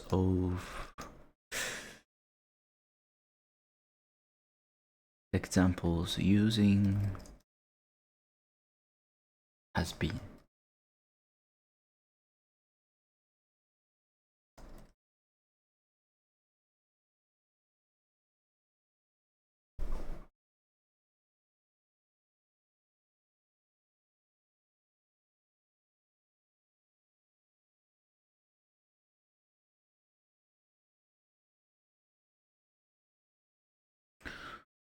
The report has been completed by the team. The new software has been installed on all computers. The book has been translated into multiple languages. She has been working here for 5 years. Active voice, passive voice.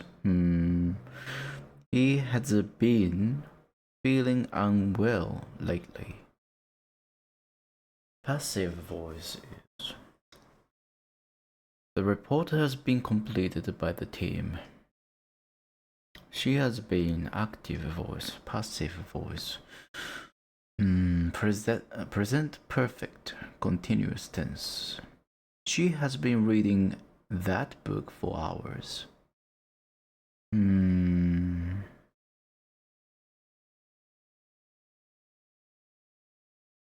They have been living in this neighborhood for a decade.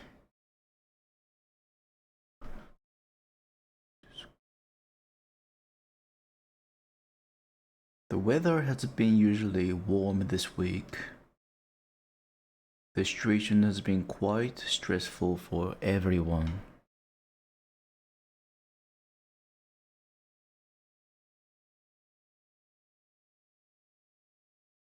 She has been studying English for 5 years. The project has been completed ahead of schedule. He has been feeling under the weather lately. They have been friends since childhood. They have been. The cake has been baking for 30 minutes. It has been a long time since we last met.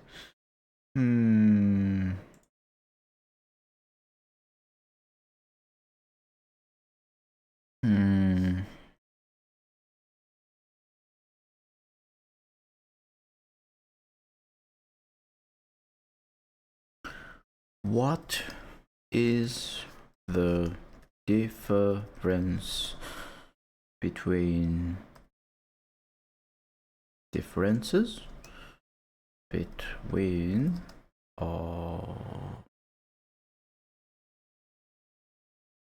passive and active?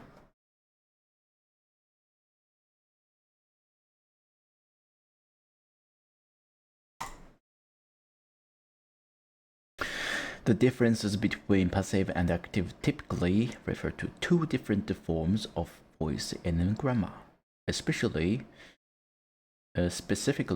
in how the subject and object of a tense are structured.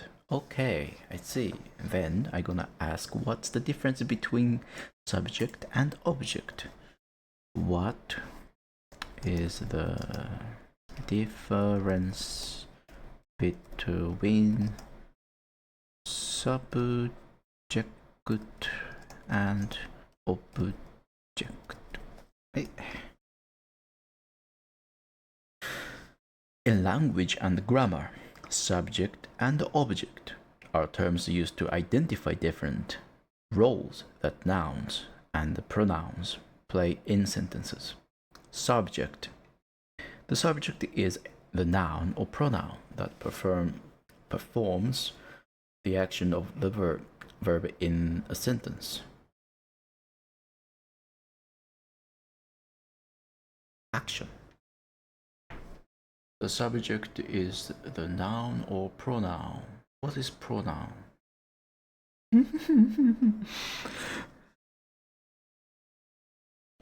What is the pronoun?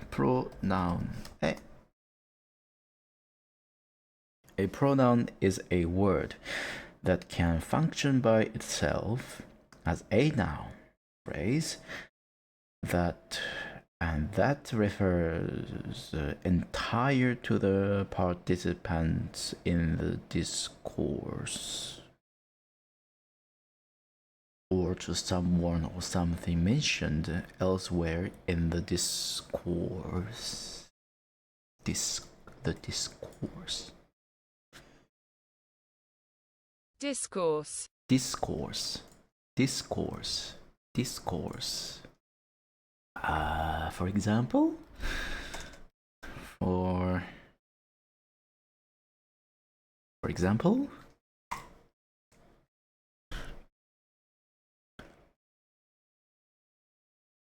personal pronouns. Subjective case. I, you, he, she, it, we, they. Objective case. Me, you, him, her, it, us, them. Me and I kind of same, and you and you is same, but he, him. He and him. What's the difference between he and him? They, them.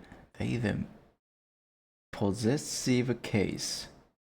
My, mine, yours, he, her, his, her, hers, its, ours, theirs. Possessive. Demonstrative in the pronouns. This, that, these, those. Interrogative pronouns. Who, whom, whose, what, which. Relative pronouns. Who, whom, whose, which, that. Indefinite pronouns. Anyone, everyone, someone, no one, anybody, everybody, somebody, nobody, each, either, neither. Few, many, several, all, any, some, none, one, both, most, one, some. Indefinite pronouns, 네. Reflexive pronouns. Reflexive. Myself, yourself, himself, herself, itself, ourselves, yourselves, themselves. Reciprocal pronouns. Each other, one another. one another. These are just some of the type of pronouns in English. It's serving different grammatical functions and referring to different kinds of entities or concepts in sentences.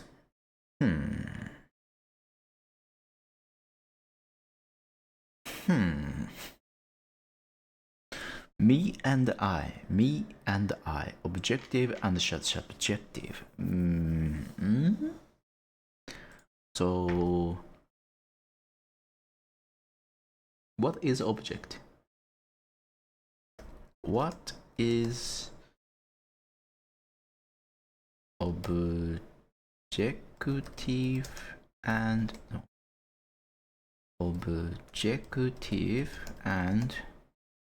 subjective?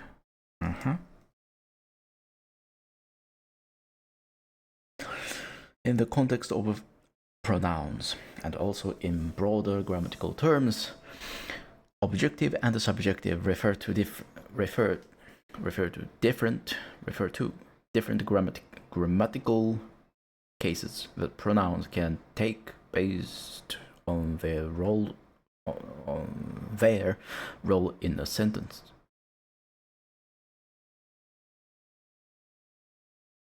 Subjective case. Pronouns in the subjective case typically function as the subject of a sentence or clause. He is coming to the party. They are studying for the exam. In the sentence, he and they are performing the action. Coming and studying. Hence, they are in the subjective case. Subjective. Objective. Pronouns in the objective case usually function as the object of a verb or a preposition preposition. Me, you, him, her, it, us, them. She gave the book to him. We saw her at the store. In these sentences, him and her are receiving the action, receiving the book, and being seen. So they are in the objective case.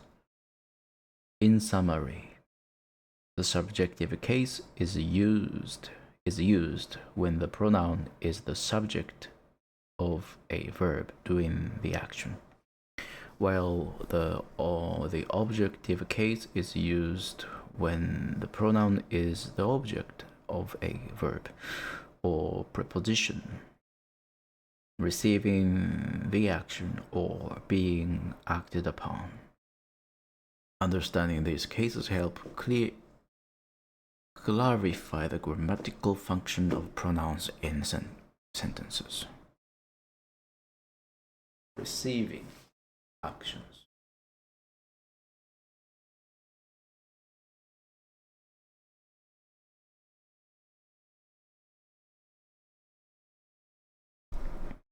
Receiving the actions.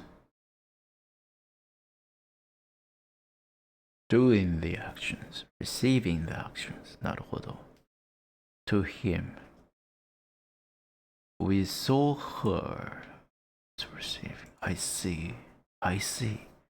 Oh, I see. Okay, I see. Okay, わかった。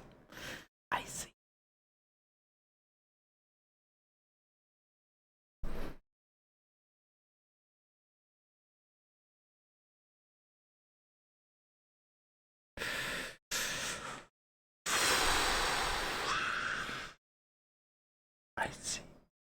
I see. So,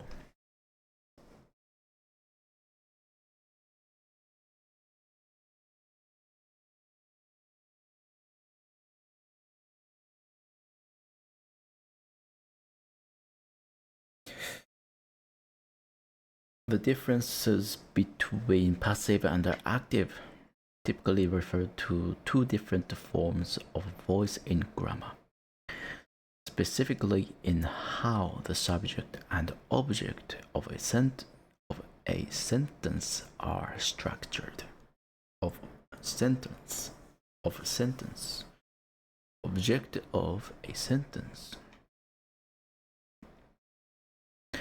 Active voice. In active voice, the subject of a sentence performs the action expressed by the verb. John wrote the report. なるほど。John is all action. Wrote, and the report is the receiver of the action. Passive voice. In passive voice, the subject of the sentence undergoes the action rather than performing it. Undergoes. The focus is on the action and the receiver of the action. The report was written by John.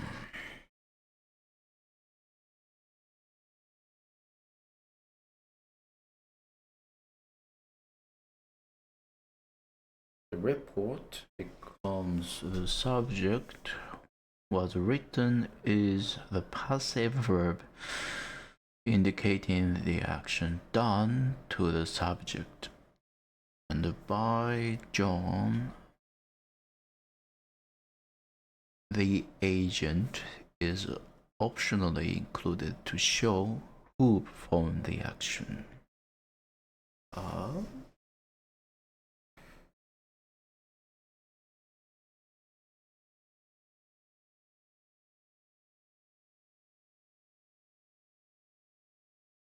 Active voice emphasizes the doer of the action.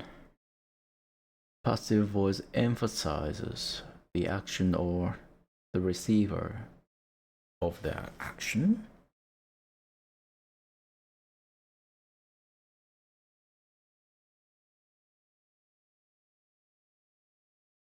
Action voice.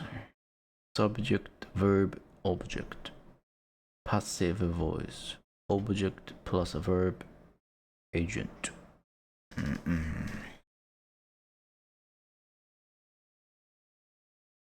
Verb forms. Active voice uses the base form of the verb. Write, eat, build. Passive voice uses a form of to be, I'm, is, are, was, were, plus the past participle of the main verb, written, eaten, built.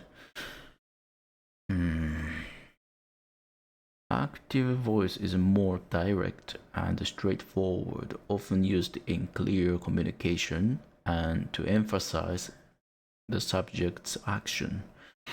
Passive voice is used when the focus is on the action or when the subject is unknown, less important, or when the agent is not the focus of the sentence.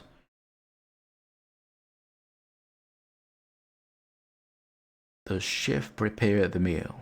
The meal was prepared by the chef. The meal was prepared. The meal was prepared by the chef. She sang a song. A song was sung by her.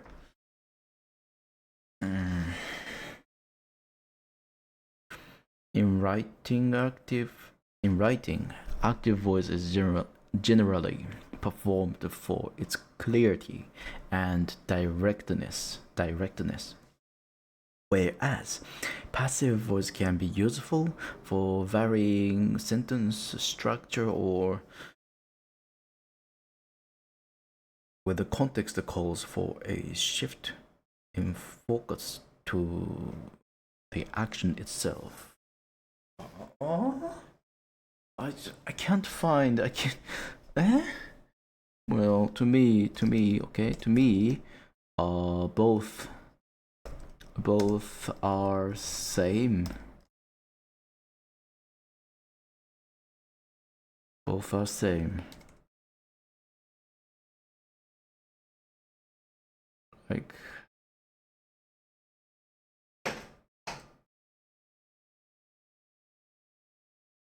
I think passive tense is not required in English grammar.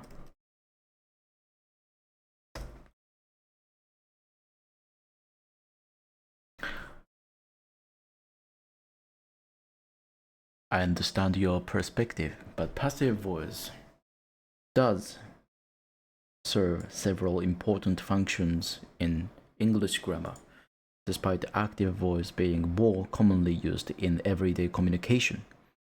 Here are a few reasons why passive voice is still relevant and useful. Emphasizing the action or receiver. Passive voice allow writers to emphasize what happens to the subject, the receiver of the action, rather than who performs the action.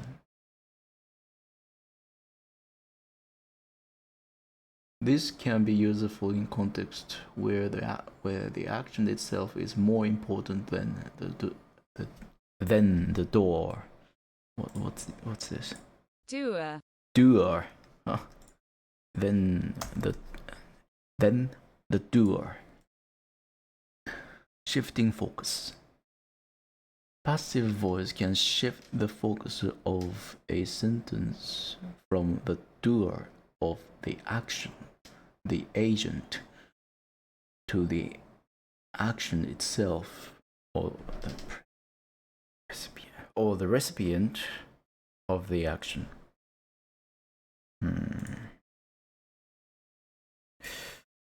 This can be particularly effective in situations where the doer is unknown, irrelevant, or when it's not necessary to specify them. Formal and academic writing. In academic and formal writing, passive voice is sometimes performed because it can create a more objective tone. It allows writers to discuss actions and events without attributing them directly to specific individuals or entities. Variety in sentence structure. Using passive voice adds variety to sentence structure, which can make writing more engaging and less monotonous. It allows for a different rhythm and flow in the presentation of ideas. Politeness and diplomacy. Passive voice can be used to soften statements, especially when discussing sensitive or controversial topics. It can help writers avoid direct accusations or blame. While active voice is generally clearer and more direct, passive voice has its place in effective communication, offering flexibility and nuance in expressing ideas. Both forms of voice are important tools in the writer's toolkit.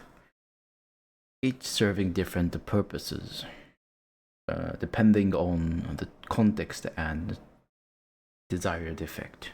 All right, then I'll try some. I'll try it. I'm going to say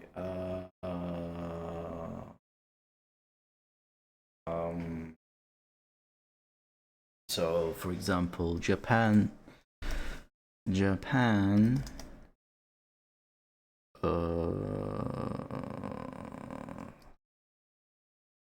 well, not Japan, what object, action, object.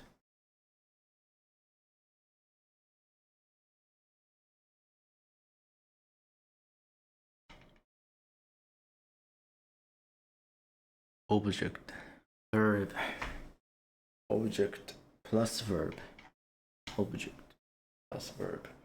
Object is receiver. So who is receiver? The book. For example, the book is receiver. The book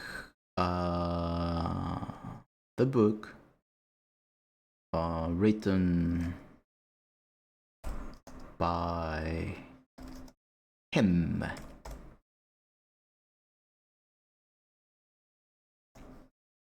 Is this passive and correct?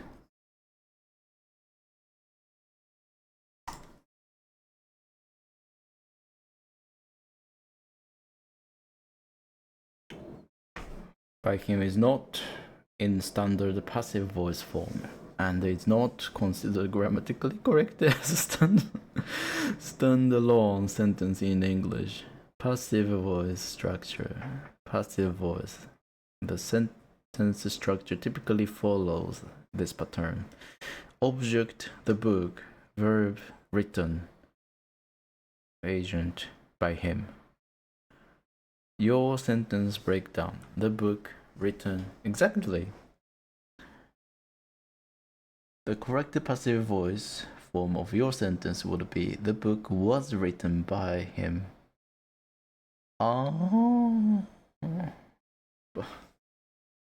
Was written was okay.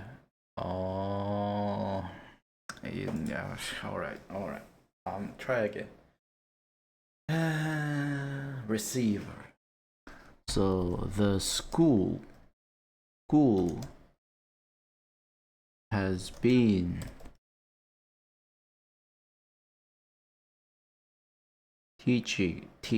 has been constructed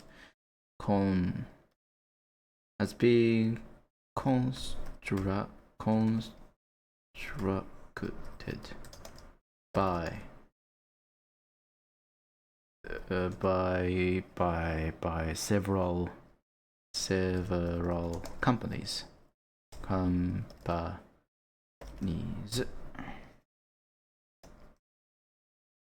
How about this one?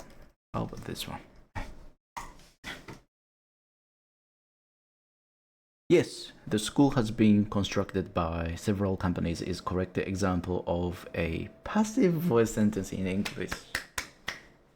Aha, yes, let's go. The school has been constructed by several companies. Has been constructed is passive form of the verb construct, present perfect, passive tense, by several companies. This sentence effectively uses passive voice to emphasize the action of construction and the multiple companies involved, rather than focusing on who specifically performed the action up front. It's a clear and grammatically correct use of passive voice in English. More example. Try more. So the school, the pool was constructed. Was constructed,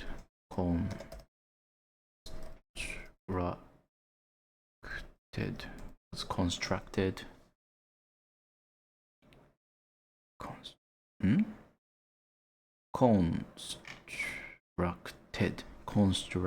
constructed. The pool was constructed by constructed. This pool was constructed by different companies. Companies. There you go. How about this one? Small typo in your sentence. Constructed should be constructed. Oops.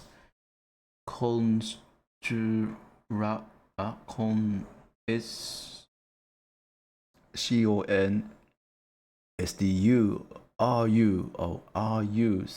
CONSTRUCT constructed. Okay, constructed, but otherwise the pool was constructed by different companies is a correct and a clear example of a passive voice sentence in English. Okay. Good. What's constructed? It's passive form. Past tense passive. What's has been. So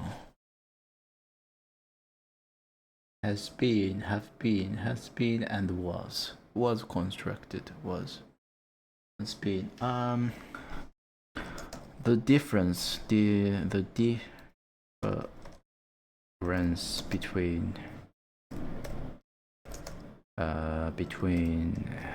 was and has been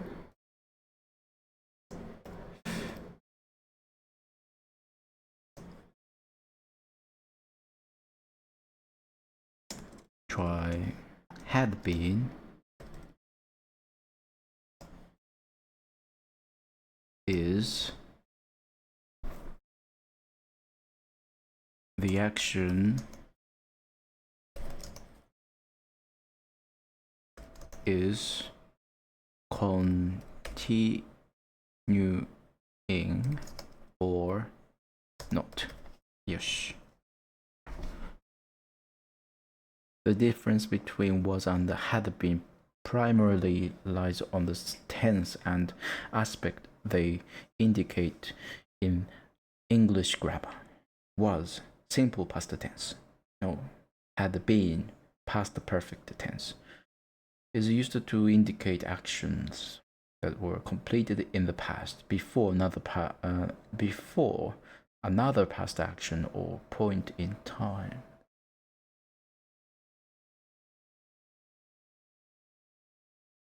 Indicates a single action completed in the past. Indicates an action completed before another past action or time.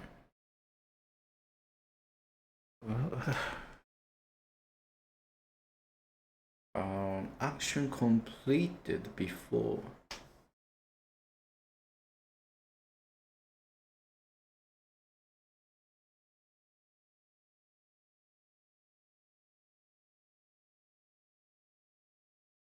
While both can describe completed actions, had been specifically emphasizes actions that were ongoing or continuous up to a certain point in the past. In summary, the choice between was and had been depends on whether you are describing a simple past action with was or past action that was completed before another past action or time. We use of passive voice does not fundamentally change this distinction. Rather, it applies the same tense and aspect rules to describe actions in which the subject receives the action rather than performs it. Then what? simple じゃなかったらどうすんの before give me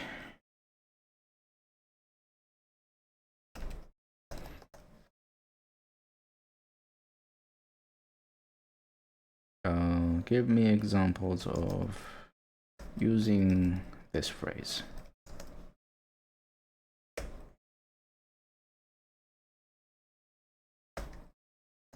Had been.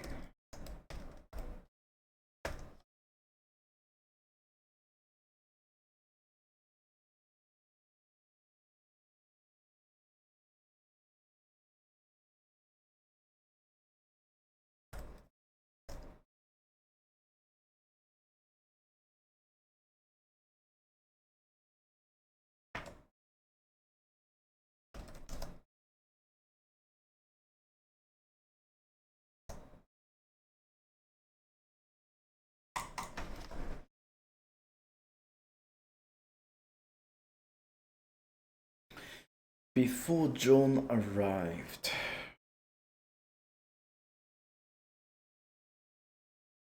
The project had been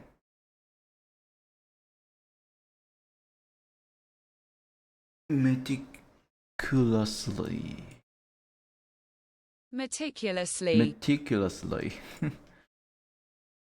meticulously planned and extensively reached by our team.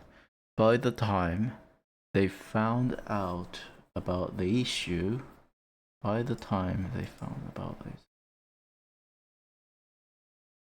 damage had already been done to the company's reputation. Despite having been warned multiple times, Sarah had been unwilling to change her approach until it was almost too late. The negotiations had been ongoing for months before both parties finally reached a what? Compromise. Having been raised in a small town, Mikhail found the pace of city life overwhelming at first. なるほど。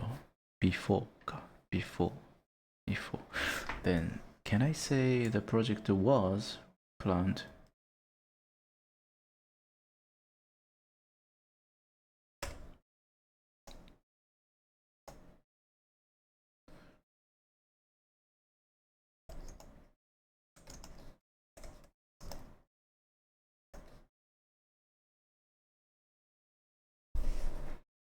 Yes. You can use was in that sentence. Here's how it works. Before John arrived, the project was planned, reached by a team. Yes. In this sentence, was is used to indicate the sentence of the object that it was okay at a specific point in the past. This construction is grammatically correct and effectively conveys the idea that the planning and the research occurred before arrival, right? So what's the difference between had been? So what is the difference?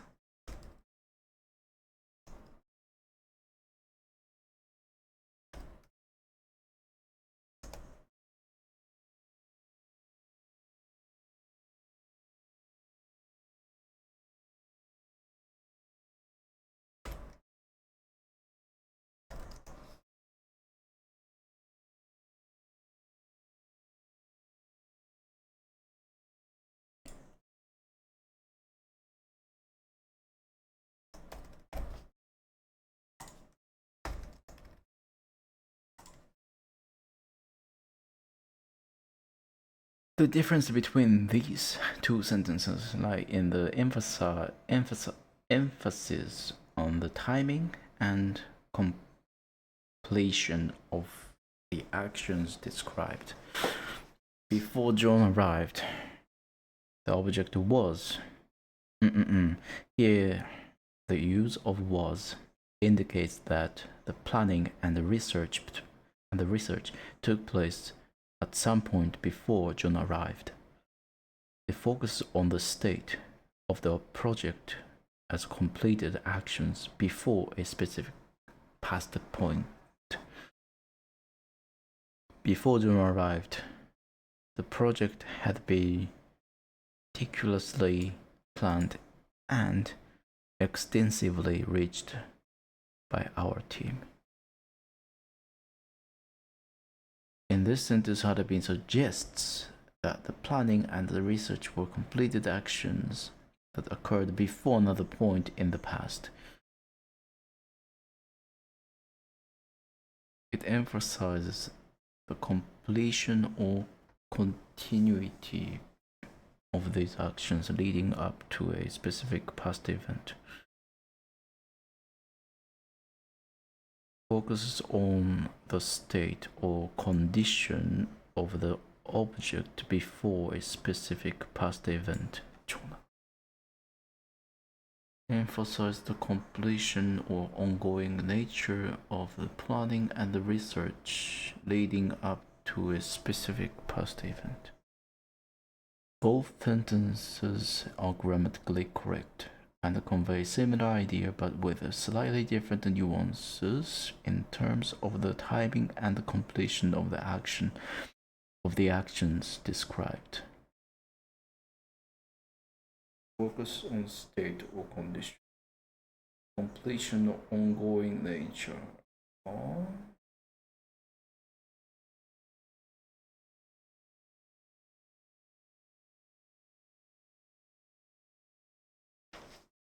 What kind of nuance is that? What kind of nuances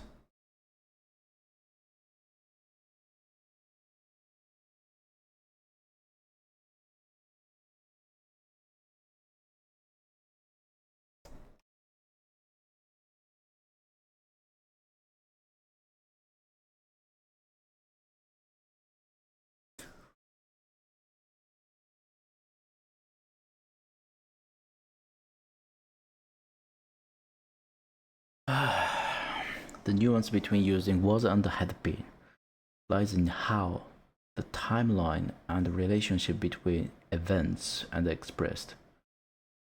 Here, a more detailed explanation.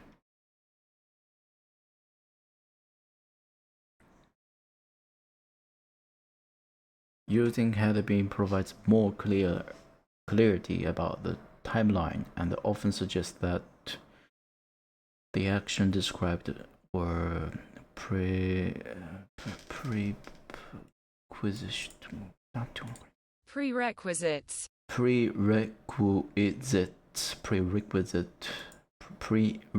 Prerequisites.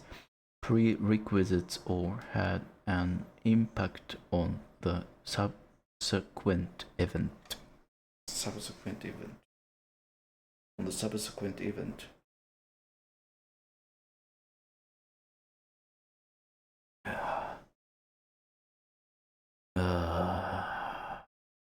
Tired. Had been provides more clarity about the timeline and often suggests that the action described were prerequisites or had an impact on the subsequent event.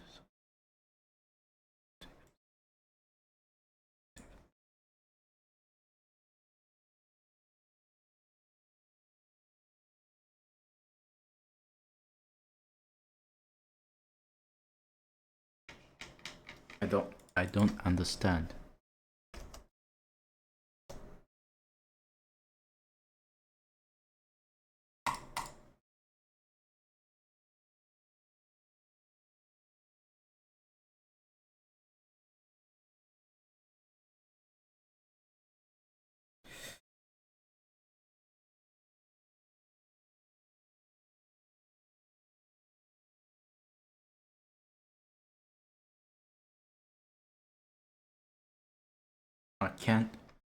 I can't see the differences.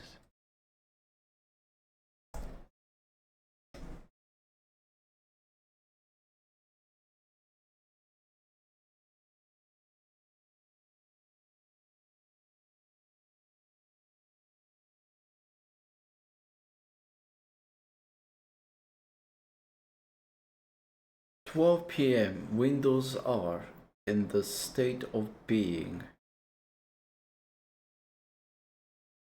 loaded up. The storm hits. The condition of the windows. The condition of the windows at 1 p.m.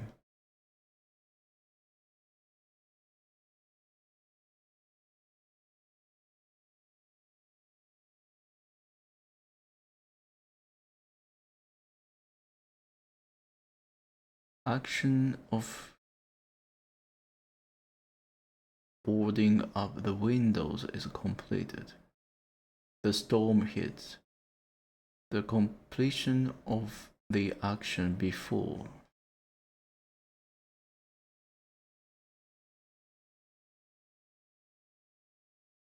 "なるほど."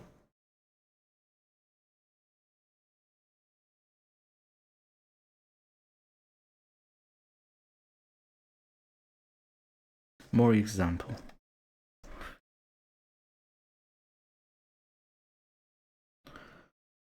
More example.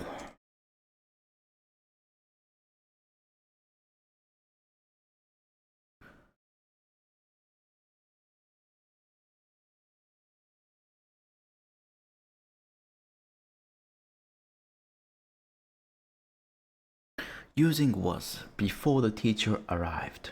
The classroom was decorated by the students. When the teacher arrived, the classroom was already in the decorated state. Before the teacher arrived, the classroom was decorated by the yes. Before the teacher arrived, the classroom had been decorated by the students. The decorating was completed before the teacher arrived. Huh? Was included before the teacher arrived. When the teacher arrived, the classroom was already in the. Oh? Don't get it. Can't see the difference.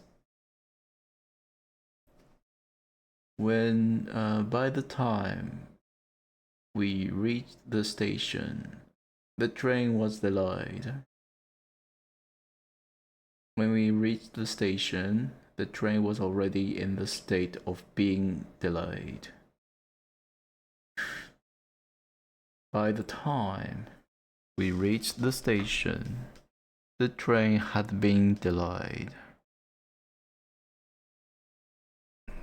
The delayed happened before we reached the station. Oh. The train was already in the state of being delayed. What? I don't get it. Was before the concert started. The venue was picked with fans. When the concert started, the venue was already full of fans. Before the concert started, the venue had been packed with fans. The venue became packed with fans before the concert started. Same. Isn't the same? All same. Emphasize that action was completed before another past event. Sorry.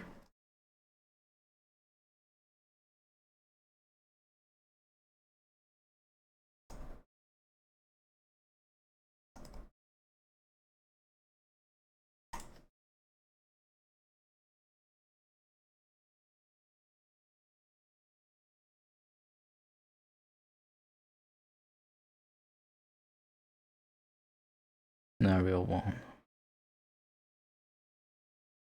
Before Emily arrived at the coffee office, the report was completed by her team. Was completed when the report was completed by her team. So Emily office. Report everything done. Okay. Report the state of report is finished. When Emily arrived at the office, the report was already in the completed state. The focus is on the state of the report at the moment she arrived. Next, before Emily arrived at the office, the report had been completed by her team. Office. The report is complete. Same. The action of completing the report was finished before. Yes. The focus is on the state of the report at the moment she arrived. At the moment she arrived. You mean just? She before she arrived. Was completed. You mean using was? Emily arrives at the office 12 p.m. Before 12 p.m. The report is in the state of being completed when before 12 p.m. was before had been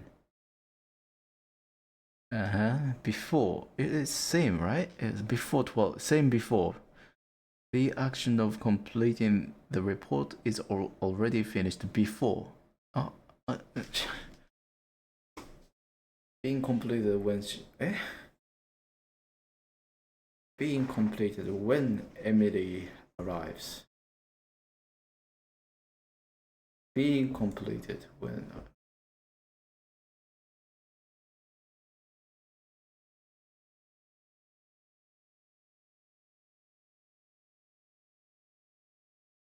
before the teacher entered the classroom.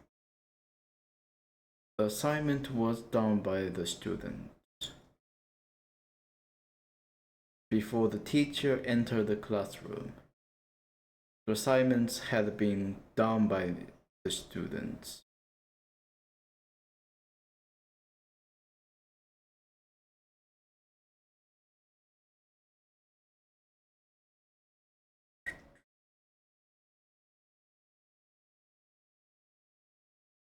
You mean was is close to just.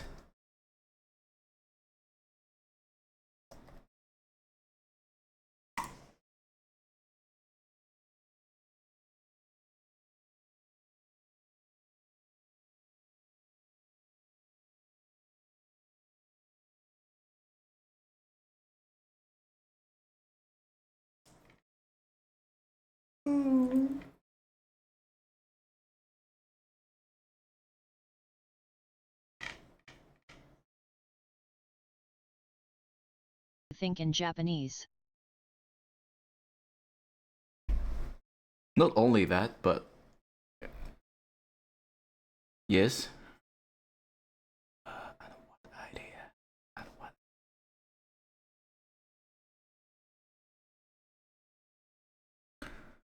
So I was gonna suggest.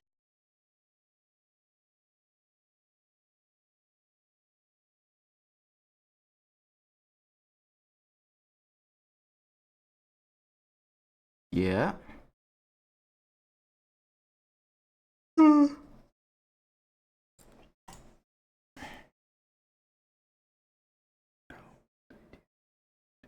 Maybe you can try purposely adding extra Japanese words to your thoughts to help imply it should be plural in English. What idea is that? What idea is that? Okay, what idea is that? Maybe you can try Like the word for purposely. many in Japanese or a lot. No. It's a bad idea. Bad idea, Blaze. Here is why.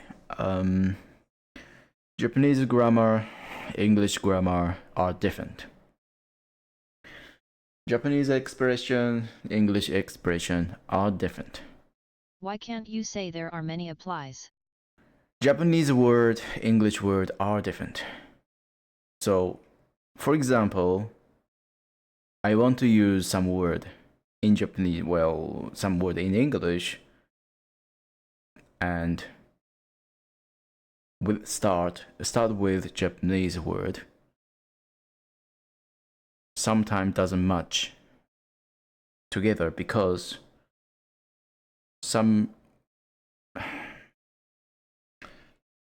because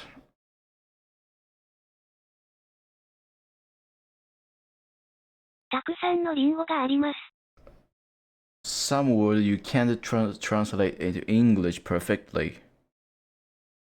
Some Japanese words cannot translate it into English perfectly. And even both words have same meanings, but in Japanese, in English grammar, going to change the meaning.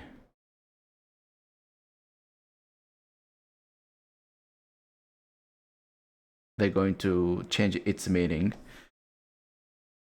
That will happen. たくさんのリンゴがあります versus リンゴがあ But り do ます you get what I'm saying? Of course, I get it. There is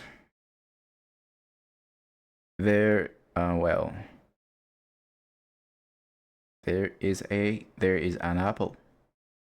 There is a lot of apples. Apple If you made your or apple Japanese is thoughts here. including some kind of word that'd always let you know when translated it should be plural. If you made your Japanese thoughts including some kind of word that's always let you know when translated it should be plural.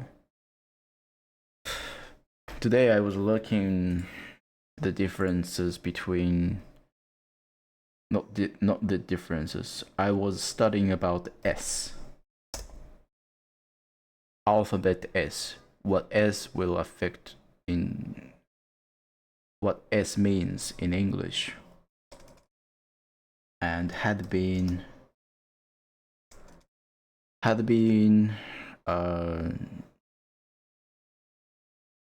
what is subjective, what is objective, and what is passive, and what is active.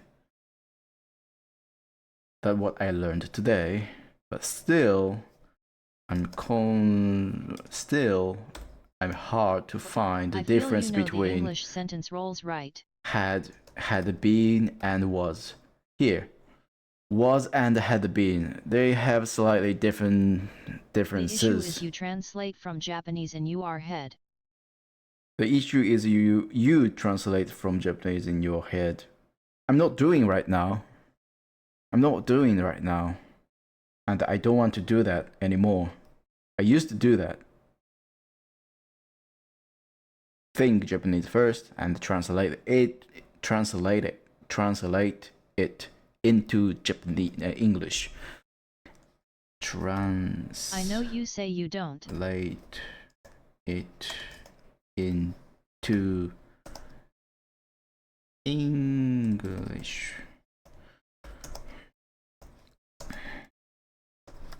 That's correct. So, when you're learning languages, well, of course you can translate some But you unknown must words. to some degree, I'd imagine. You know, like for example, these vocabularies, you can always translate and to understand deeper its meaning, but Because you say not when grammar. you make a mistake. You say. But you must, to some degree, imagine. Some degree. It's because in Japanese you don't need these. Well, S doesn't need it. Well, Japanese has different form. When you want to make in plural form, like for example, well,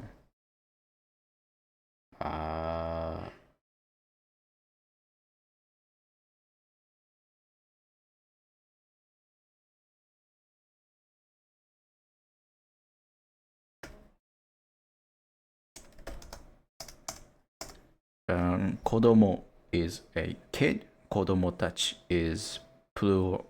There's many, well, several or a lot of kid, or well, there's more than one person.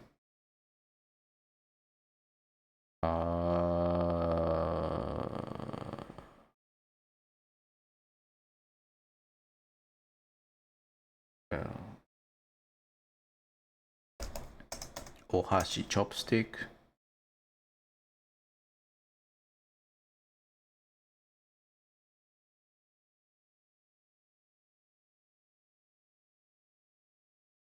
Doesn't exist. Plural form doesn't exist.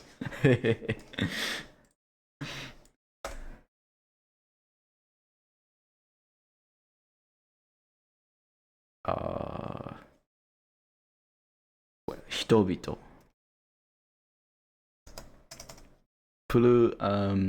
Plural form of Can hito. you make the sentence? Like what? Lots of chopsticks in Japanese though. たくさんのお箸がある。In that case, you're going to use たくさん or いっぱい。いっぱい、たくさん。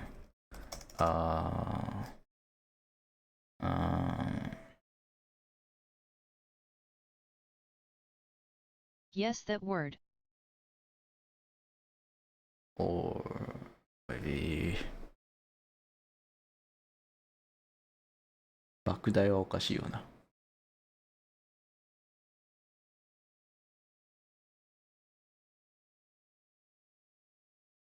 いっぱい、うせ、てやっと、めっちゃ、お箸がめっちゃある。言うね。めっちゃある。トランスラチオンス。 Use that in your mind when making plural translations.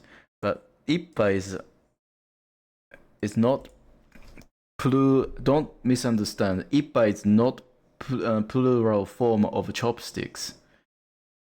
いっぱい is just means or たくさん or it just means lots of or plenty or numerous.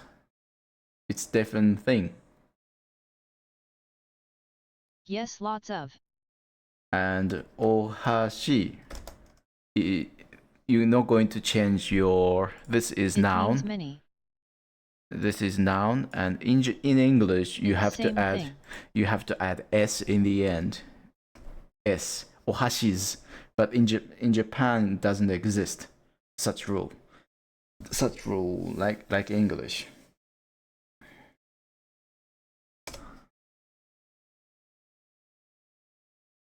Because we already know there's a lot of chopsticks said by saying たくさん. That's why I'm confused. Yeah, this is a good question. Why in English I'm already mentioned there's a lot of, and why you have to add s? Add s make clearer the which people can identify. Oh, there's a lot of chopstick, but not only one chopstick. But I am already mentioned before that same chopstick, a lot of chopstick. But so why? you add S.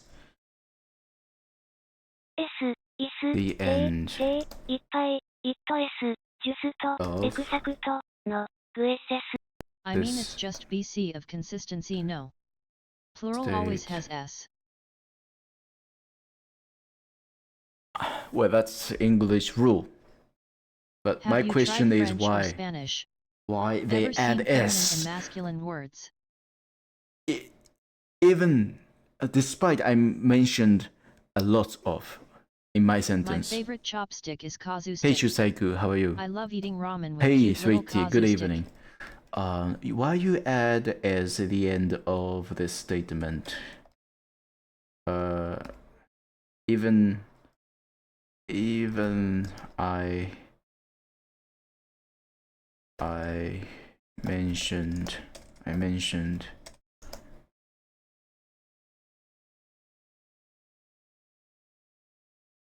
mentioned it all a lot of. To differentiate between singular and plural. And in this case lots of. You can only use plural so you always have to add the S. But in Japanese, look. Same sentence. And ohashi is same as chopstick. And we don't need to add S, but we understand there's Yeah, many Japanese chopsticks. solves that differently. See? Why English cannot do the same? Either That's you my use a question. counter or add. That's my question. Even I mentioned a lot of. タチ、 No, touch never. You are, no. That's Hashi incorrect, tachi. Kaz. Hashi tachi. No. Even I mentioned it also.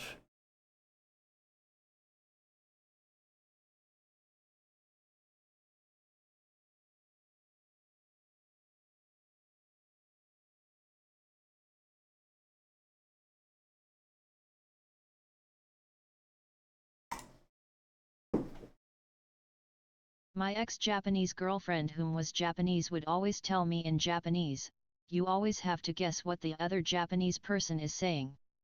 It's not exact. I mean there are multiple ways to achieve that. And those two languages are really different.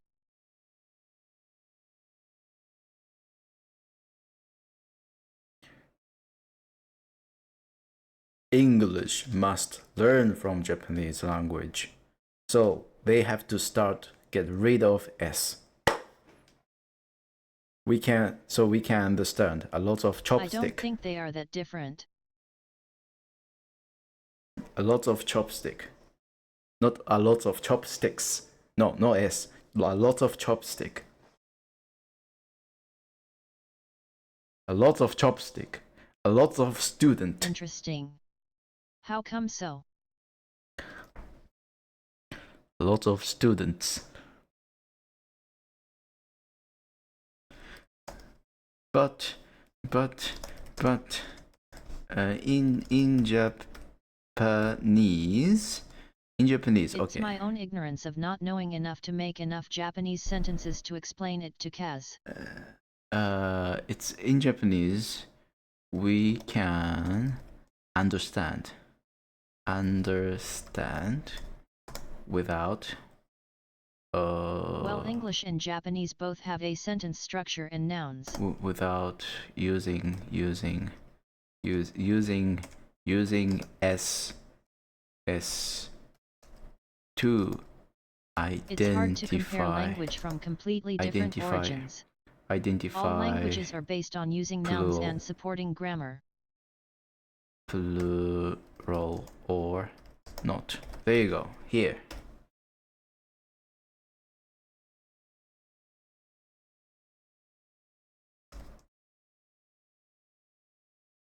Language at their core roots are just names for objects and supporting grammar. It's that simple. It's an interesting observation. Unlike Japanese, where plural are often indicated differently or contextually understood, English relies heavily Then all languages are not that different. explicit marks Right. like S to distinguish between singular and plural I bet form Kazu of eats raw nouns. onions if he gets mad at chat. Here are a few reasons why this happens. Grammatical structure. English grammar You should generally also requires understand. nouns to be marked explicitly for numbers, singular or plural. This helps to clarify whether we are talking about one thing That or more humans have a than good one degree of things. limitations of how language can be made Adding because this they to are noun humans. helps avoid I ambiguity in agree that there are English some things that sentences. can be found for Elmas. It 明日、ランディオです。 ensures that listeners or readers understand the exact number of items being referred to. English has evolved from various languages, including Germanic and the Romantic languages, where plural form were explicitly But marked. yes, all languages This are name languages for things. convention has carried over into modern English. In contrast, Japanese and some other languages may use context, particles, or different word structures to indicate plurals. Oh, mind blown! This reflects the linguistic diversity and different strategies languages use to convey meaning.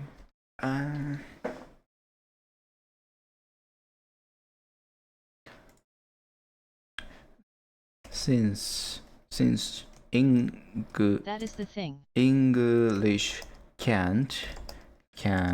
since Azure English Blaze 4SRY I cannot can't follow this argument well I am too tired anyways so I should head to bed very soon. Kaz doesn't understand that S acts like our particles. Is it? S acts like our particles. So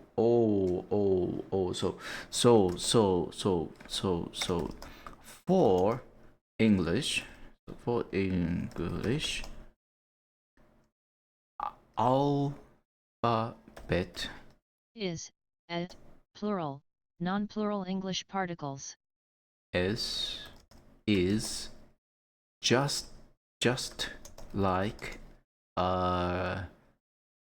context or particles, just like For, this, there, that these are English particles. in English, a letter S serves a specific grammatical function rather than functioning like context or particles in Japanese. Here, how S functions in English. But I understand, Blaze. ChatGPT is too dumb to understand this, but I'm totally understand you now. Okay, S is particles. Okay. Okay, now I understand. S works as particles. Okay, that makes sense now. Okay, gotcha. シェ、イス、チェアチェア、彼女の先生。Got you. Okay, got you. I got it.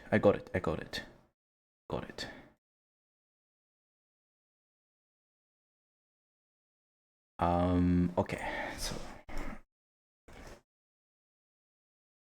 彼女が教師です。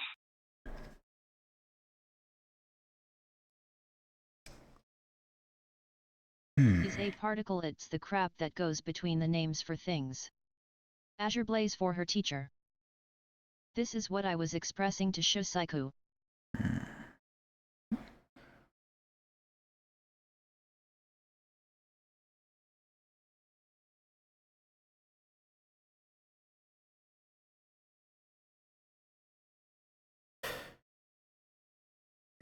So, acceptance of the truth or existence SRY I of am something. too tired XD. Acknowledgement, acceptance of the truth. Okay. Recognition of the importance or quality of something. Have a nice break. Have a nice break time. Have a nice break time, Shosaiku. A statement at the beginning of. Maybe TMRW if I can sleep better. Maybe tomorrow if I can sleep better. Have a good evening, guys, and CYA. Yes, Sritaiku. Good night. Have a nice dream. Have a nice dream.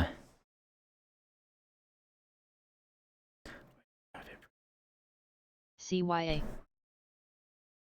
Noun acknowledgement. Plural acknowledgement. Plural noun acknowledgement. Plural noun. Plural noun acknowledgement. But you get it now, Kaz. I get it now, Blaze.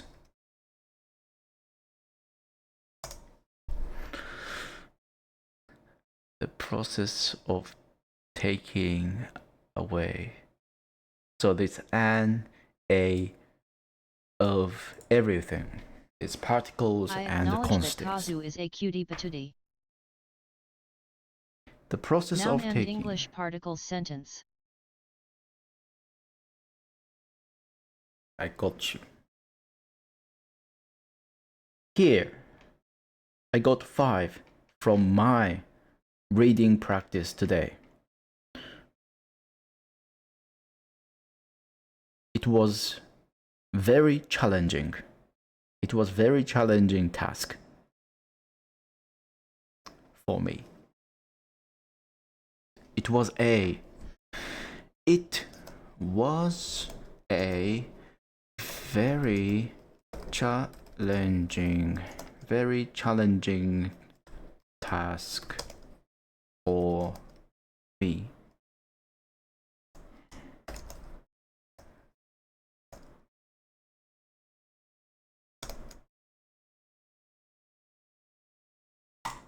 Pachi pachi pachi pachi pachi pachi pachi pachi. Small error spelling test. Oh, task. What is task? It was a very challenging task for me. So here is why. Close. So here is why. At the beginning. Do like 10 sentences. At the beginning. Before I go play Elden Ring. Do like 10 sentences. Sure. At the beginning, I have to read this ridiculous amount of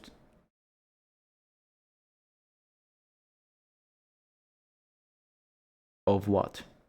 Sentences about relish the flavor, how the brain perceives flavor. Ah, good. It was no, not it was. During readings, is that okay? Can I say that? It was correct. It was it no like at the beginning, like at the No. beginnings. At the beginning, I have to. You forgot you are English particles. Again? Where? Which one? It was or at the beginning? At the beginning, I have to read.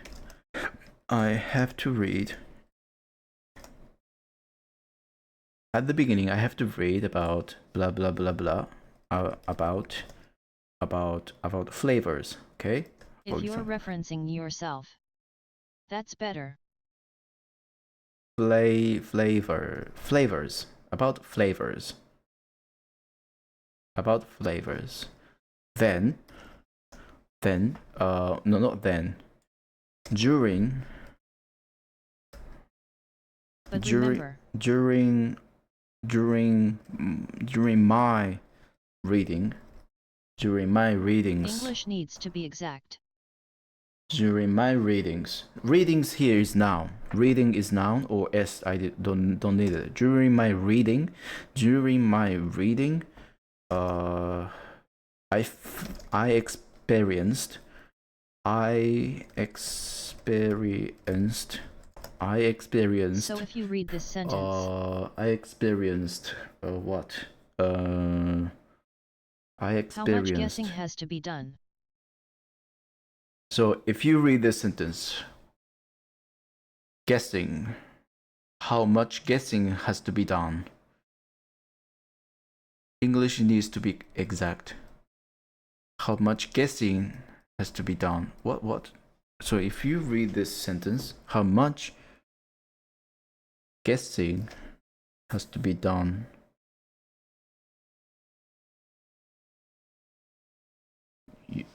How much guessings has to be done? You have to add s. You follow s maybe? I experienced a lot of Yes, presume all your sentences pain. there is no existence A information. lot of pain That during my you are reading. explaining it always I to someone who experienced has no a idea lot about of the pain. topic. By what? Known by unknown and not by unfamiliar. Here's what I want you to practice doing. Unfamiliar words or vocabularies words by unfamiliar words here. Is this correct? Correct grammar?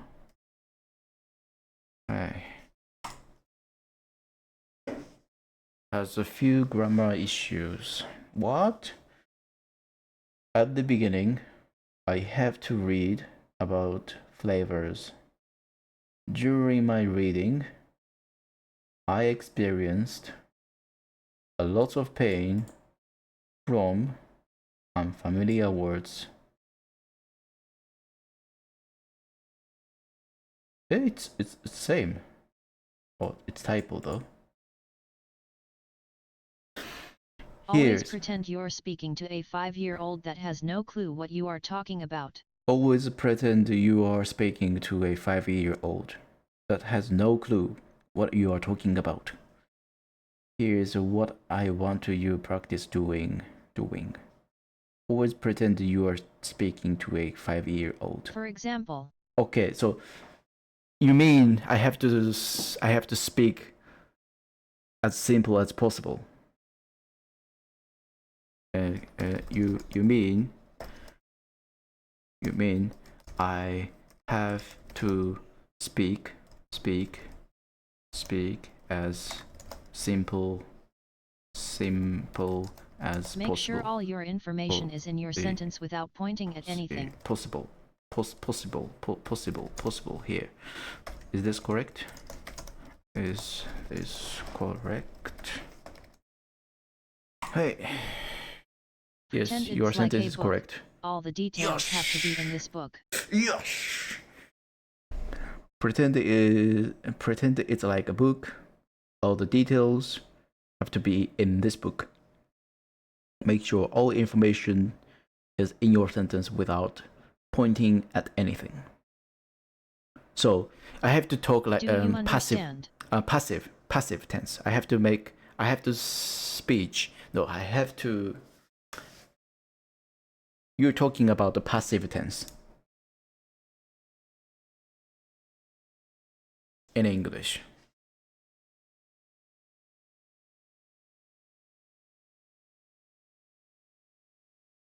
Don't point at your study material and then make a sentence that is based on what you pointed at. For example, explain your sentence without that information. The book written by someone. For example, I have to speak like this. The book written by someone. This is a passive tense form. This is passive.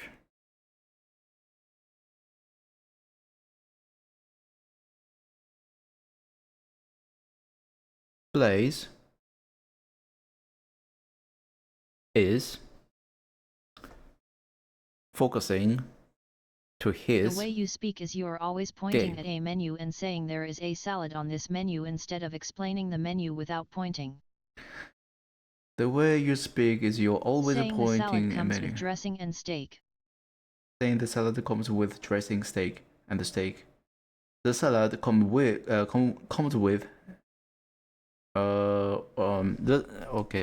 salad is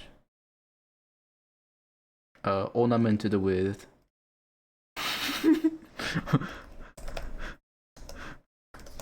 steaks.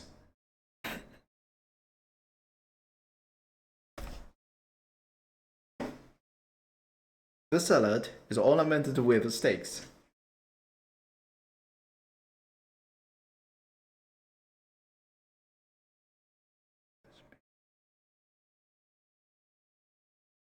Oh, with menu, not steaks. Not pointing. It looks delicious. I'm not pointing it. The salad is ornamented with steak. It looks delicious. So I might go to choose Yes, so this. explain 10 sentences to me without context pointing at things. You have to make sure your sentence includes all context in it. It looks delicious. Delicious. It looks delicious. Okay, here. Is this correct? Is this correct? Your sentence is almost correct, but the steaks might not be used. What? Why? Steaks.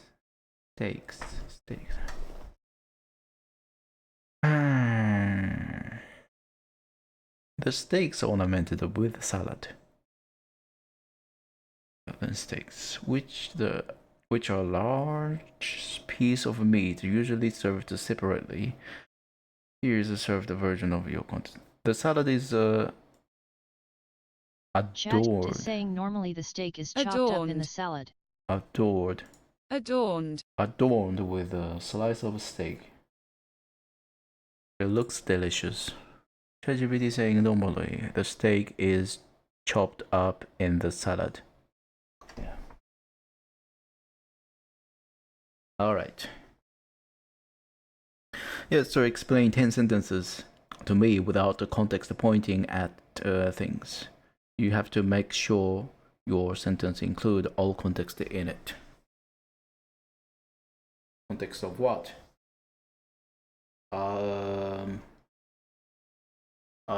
So can I say Try this. my earplug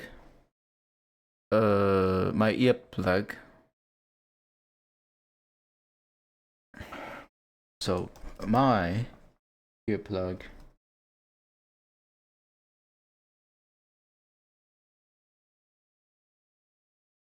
is broken. My earplug is broken. I want you to always explain what you did and your thoughts about the topic. I want you always to always explain what you did, your thoughts about it, the topic. My earplug is not working anymore. So There is potato soup on the menu. Explain it to me.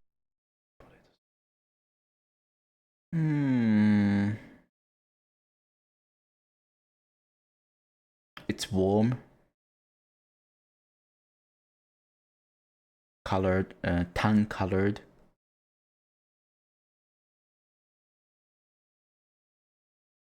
Smells nice. I can No, see. in the way I said. I can see the sliced onion on top of the potato soup.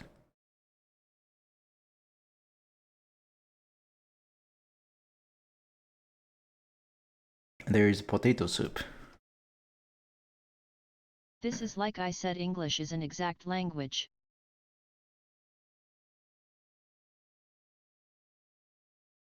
Soup, potato soup. There is You a didn't potato. do what I said in the exact order. Potato soup.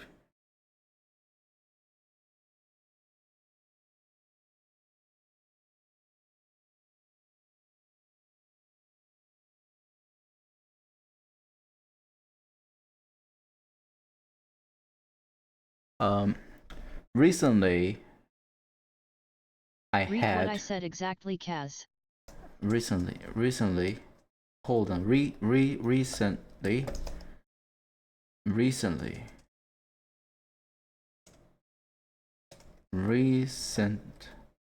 Recently, I had a potato soup. No, recently I had a soup. The soup made by potato. It was delicious.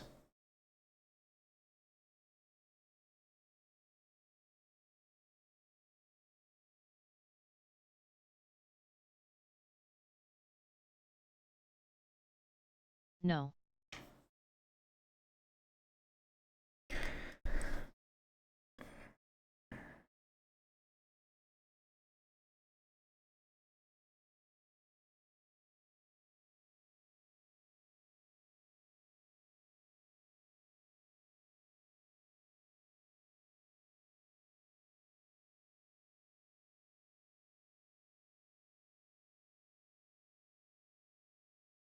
What I can't Have you say. ever heard of the game? Have you ever heard of the Simon game? says. Simon says.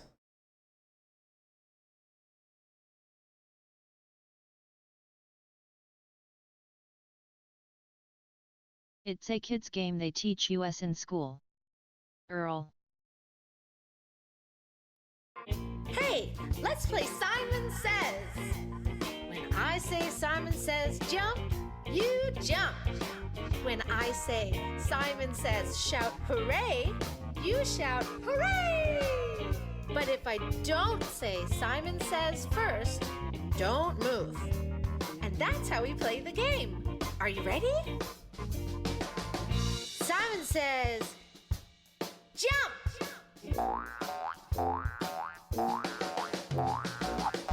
Simon says, touch your toes! Simon says, stomp your feet! Stomp, stomp, stomp, stomp! Wiggle your ears! Did you wiggle your ears? I didn't say Simon says. Let's play again. Simon says, hop like a frog. Simon says, shout hooray! Simon says, Do you get slap it? your knees. Roll your eyes. Did you roll your eyes? I didn't say Simon says. Let's play again. Simon says, fly like a plane. If I give you Oh. instructions, they are inexact. Oh. Like, you have to do your action when Simon said.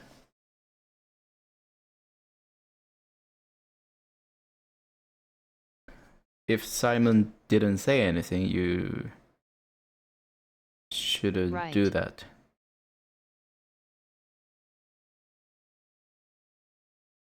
So,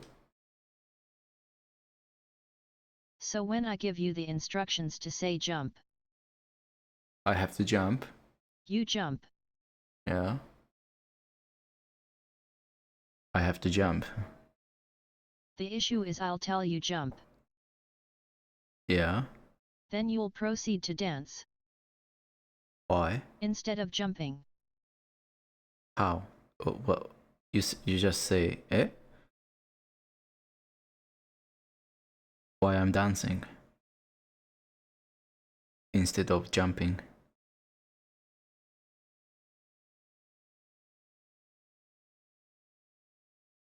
It means you should do exactly how he say, not do something different.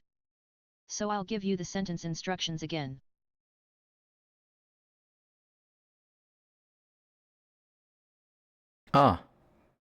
Now I get it. I want you to always explain what you did and your thoughts about the topic.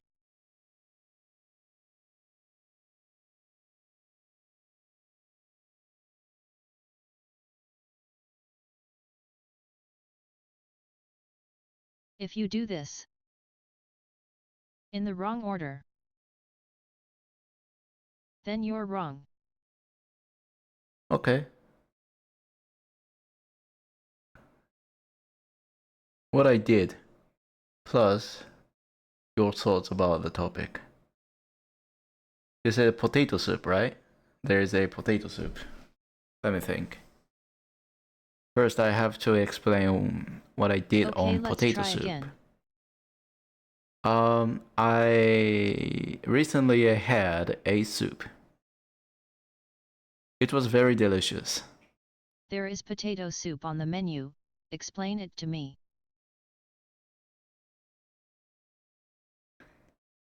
No. Why? Read this again.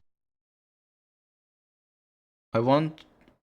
There is a potato soup on the menu. Rules Explain it to me. explain what you did and your thoughts about the topic. What I did is I had a soup, and my thought is it was delicious.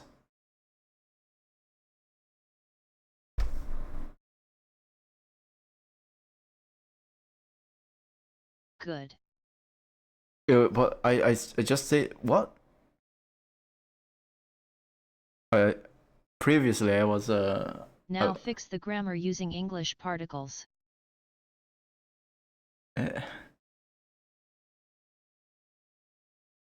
Grammar.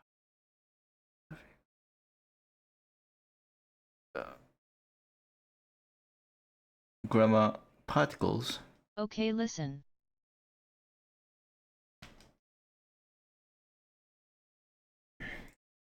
Before you were saying like the soup was tasty. I had a soup. Okay, I had a soup. It was delicious. Look. That wasn't in the order I instructed you to do.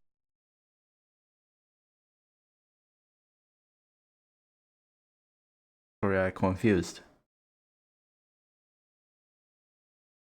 This is why I'm trying to tell you English is an exact language. I'm still confused, Blaze.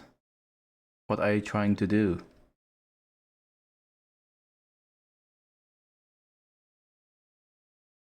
If I don't say you're supposed to make up your own sentence, you need to follow what I instructed to do. Yeah, but what are you trying to do?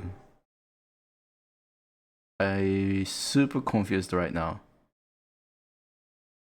Maybe give him an example sentence how you would reply to your request and explain where is the difference. Yeah.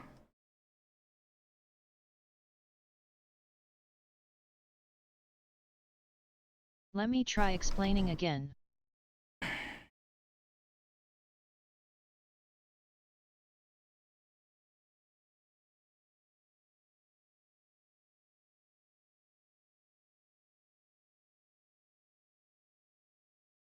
If I tell you do 10 push UPS and 10 jumping jacks,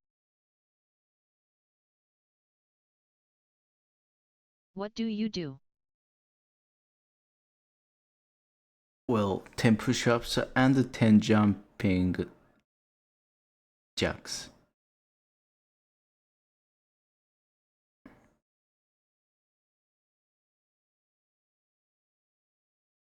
Good. Yeah.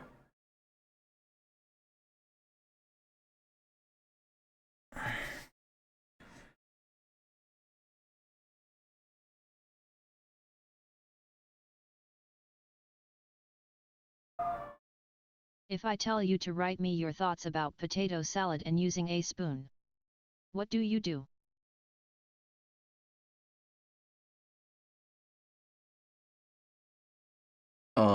If you mean my thoughts about potato salad and using a spoon.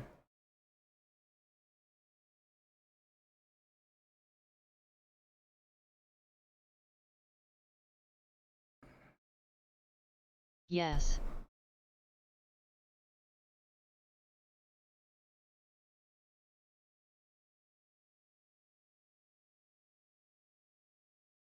You mean, huh? You mean you want me to mimic your sentence, or so I just have to say my thoughts about potato salad and using a spoon, or I have to say, is that? Understand these are instructions. Yes.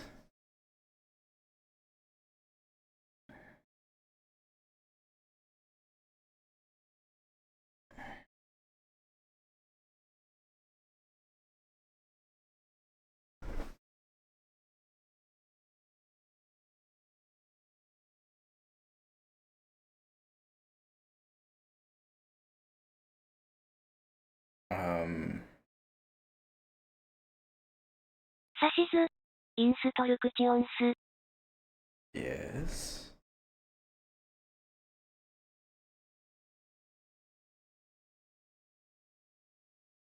Wait. Do you have a mic, Blaze? Okay, let's try again. I think it's I have to join. It's better to join Discord and this.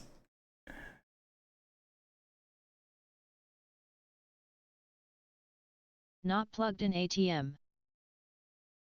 Why?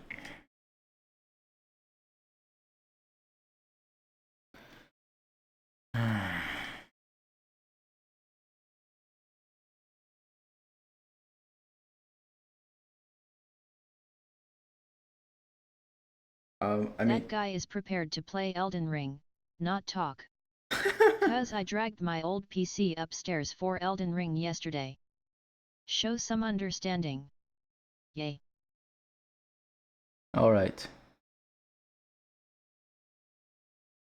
I mean, what your what is your practice exactly mean? What do you want to train? Do you have examples? Otherwise, I'll never understand Here's it. my point, Kaz.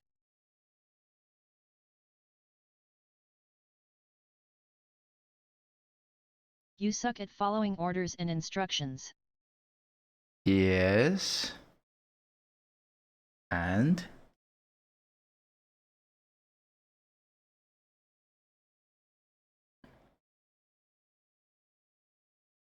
Okay, good. Let's try now.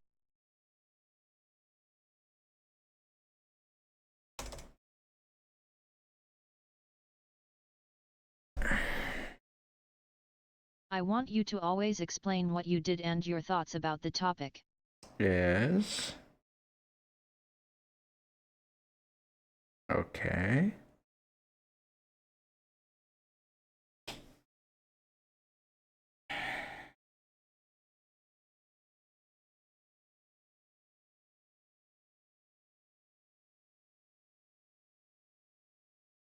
There is soft drinks on the menu. Explain it to me using the instructions I said.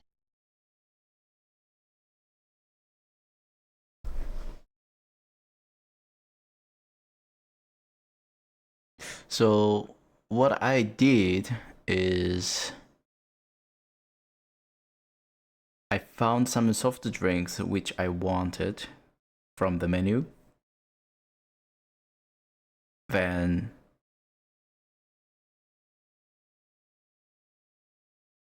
however Excellent. however what the menu shown, what I thought is a little bit expensive.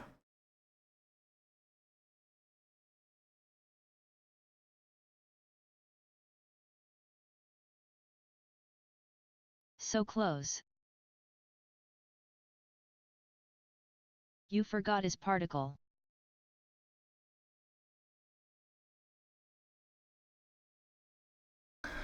Um, what I thought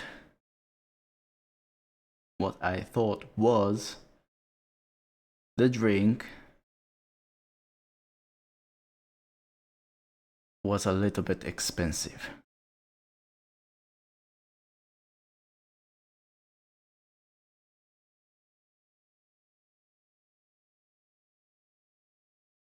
The drink.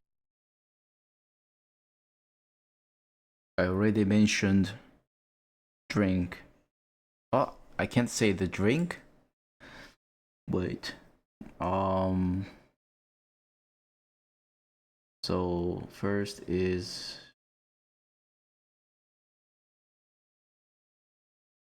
what I found. No, what I did, right? What I did is Explain it to me like I can't see the menu. explain. You can see menu. I found Even though I referenced it.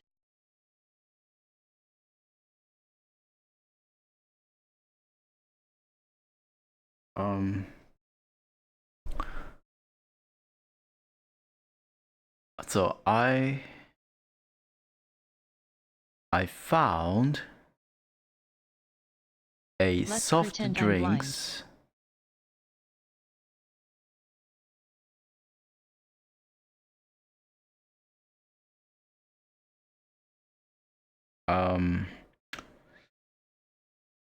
I found a soft drinks which you might like it on the menu.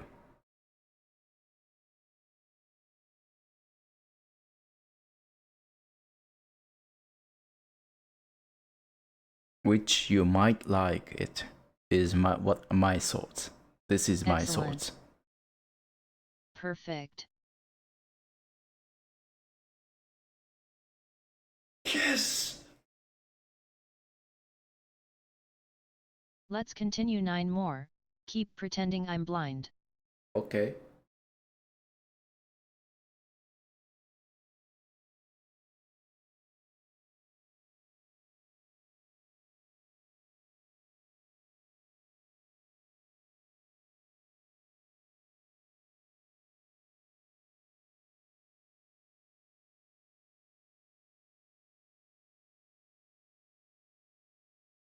Is there steak and potatoes on this menu?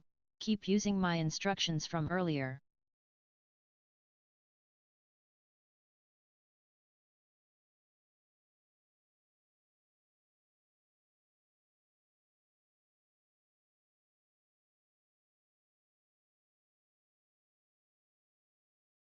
Yes, it is.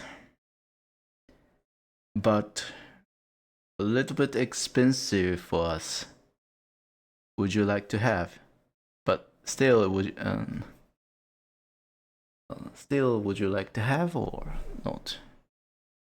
Would you like to have? Would you like to have? Would you have to? So close. Yes, it is. Yes, it is. However, a little bit expensive. Yes, there is. Not it is. Ah, but it is, Where right? would you like to have it? Not there is, right?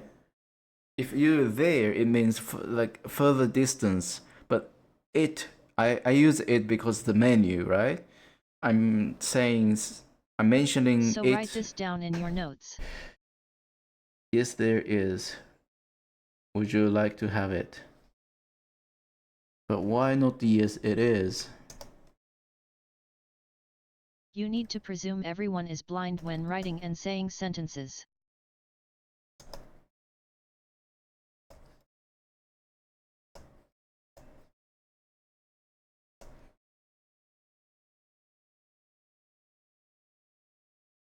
Um.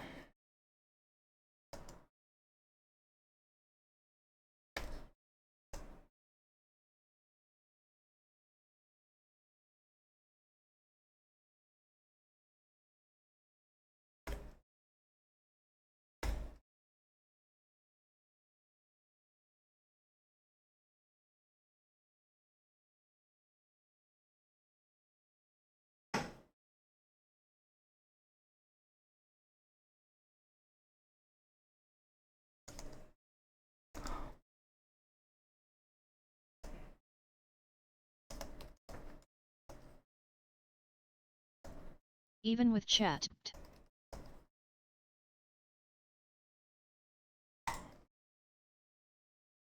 You need to tell it to correct your grammar. Yes, Needs there the keyword is. grammar. Yes, it is. Would you like to have? In the first sentence, you are confirming the existence of something and then asking if the person would like it. In the second sentence, you are confirming that something exists and directly asking if they would like it. Either one can be used depending on the context and what you are specifically referring to.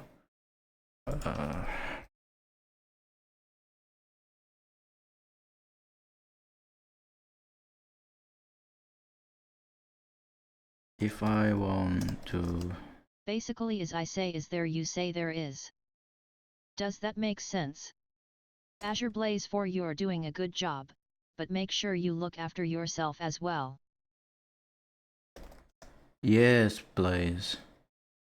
If I want to referring to... If I refer to about... Nekuma_Fox IMA Elden Ring soon trust. About menu? Azure Blaze 4.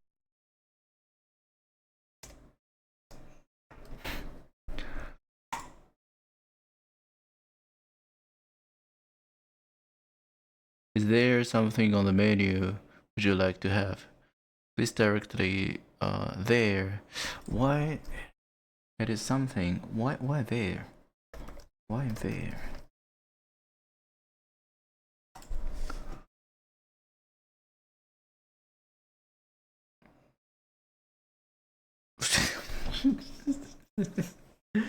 It is. There is. It is. There is. Well, there is on the menu. There is on the menu. It is the menu. What? What's the difference between... What is the difference? What is the difference between...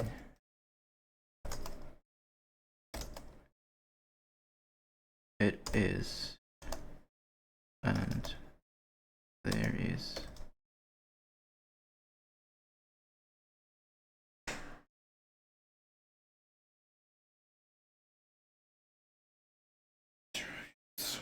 Subject verb combination to identify or describe something. Yes. It is raining here. It is important to study.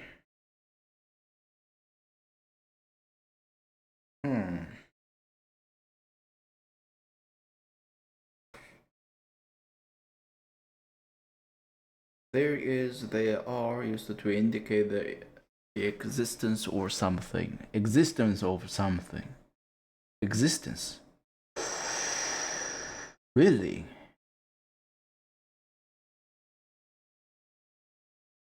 Identify or describe something. Existence, identify, identify it is. Identify, identify. It is raining. It is important. There is. なるほど. Used to identify or describe something, while there is or there are is used to state that something exists. The choice between them depends on whether you are describing a state or combination it is, or pointing out the existence of something there is. Then there it should be there is, because I have to say that about existence, exist or not on the menu. So there is, yes, there is on the menu. Would you like to have? There is a potato in the fridge. Not only one potato. So there is potatoes. There is plenty potatoes in the fridge.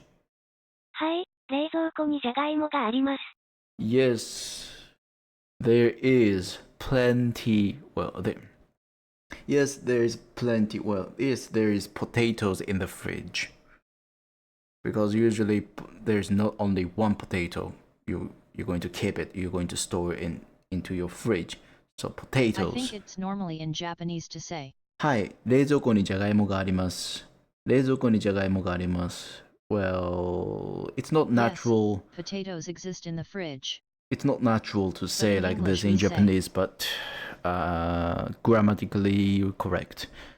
冷 Yes, 蔵庫に there is potatoes in the fridge. あ、じゃがいもあるよ。You're not gonna say 冷蔵庫 because third person already mentioned the fridge during the conversation, so you Yes. you don't have to you don't have to repeat it. So you can say you can so you can reply with reply like this. あ、冷蔵あるよ。あるよ。じゃがいもあるよ。あるある。あるある。あるよ。はい、メアンソーです。イムプリエス、イット。Yes, Ario. あるよ。あるよ。あるよ。あるよ。 So Ario there is. There is. Yes. あるよ。あるよ。あるよ。あるよ。こう、じゃがいも。 So Kaz. じゃがい Is もあ there るよ。 potatoes? じゃがいもあるよ。 You say. じゃがいもあるよ。Is there potatoes? Yes, over there. Yes. Is there potato? Is there any potatoes? Not is there potatoes? Is there any potatoes? I feel more natural.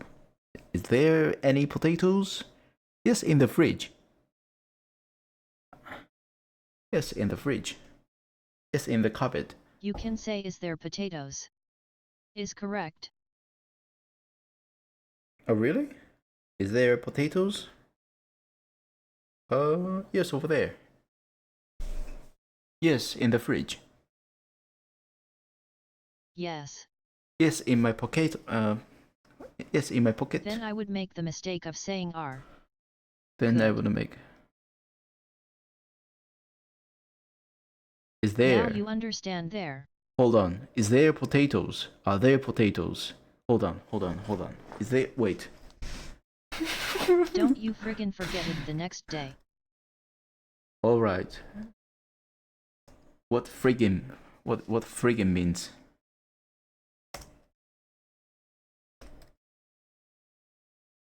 You mean fucking?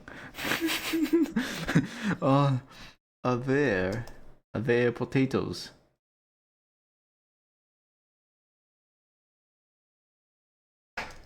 Friggin' is a less aggressive way to say fucking. Okay. Is there potatoes?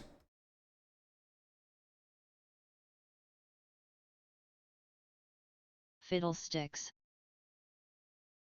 Are there potatoes? Make sure you make notes. You made a You better mistake, not forget Blaze. Kaz. You are there potatoes? Not is there potatoes? Are there potatoes? Not is there potatoes? Are there potato? Is there potato? Maybe here.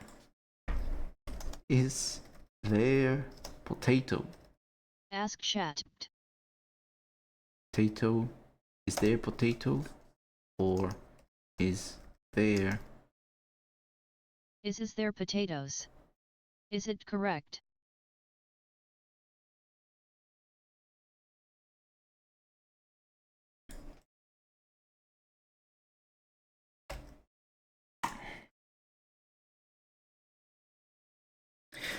The phrase "is there potatoes" is not grammatically correct. The correct form would be "are there potatoes?" Here's why. Is used when referring to a single item or a singular noun. Are is used when referring to multiple items or plural noun. Since potatoes is plural, referring to more than one potato, you should use are instead of is. Therefore, the correct question is, are there potatoes?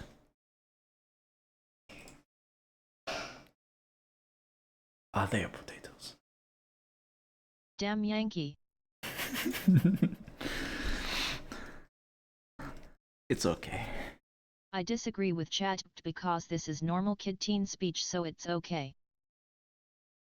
Sure. If this is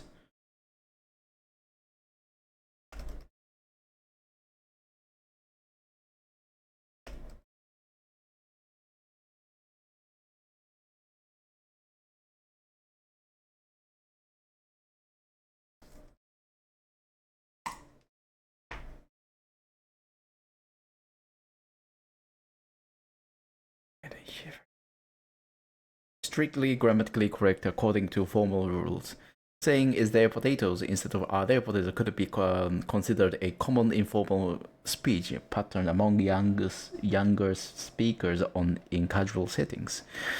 In casual conversation or informal writing, like text messages or social media posts, people often use simplified it's or like correct slang. shortened No real issue. forms of questions or statements. So while is there potatoes may not be grammatically correct in formal context, it could be considered normal in everyday speech among younger individuals in formal settings.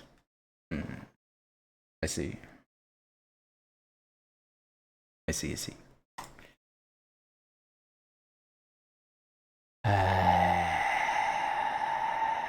This is beep. 2 B's. What? How? The explanation of lack of consistency. Azure Blaze 4 though the question is if this will be accepted in his tests. Would be not. Probably. No. IELTS is not that. IELTS is very strict. Trust me, Blaze. Trust me.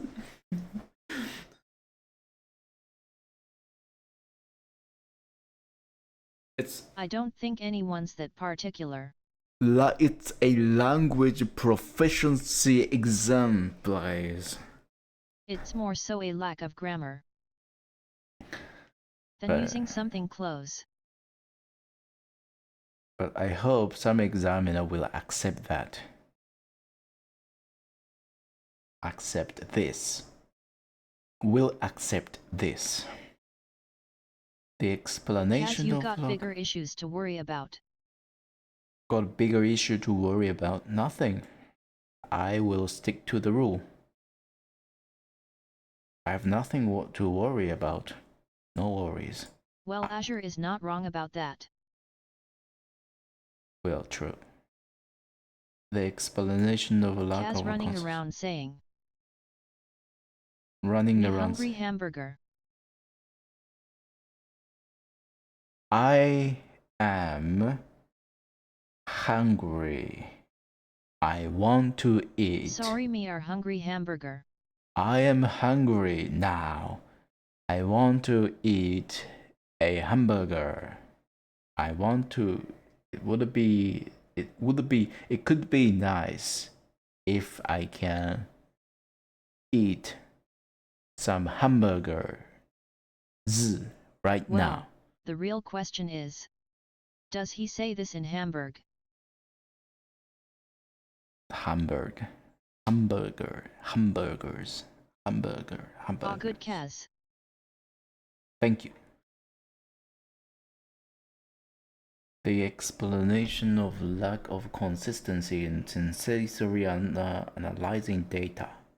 I think Hamburg is a town. The explanation of lack of consistency in sensory analyzing data. In Germany, yes. You got 8 more questions, Kaz.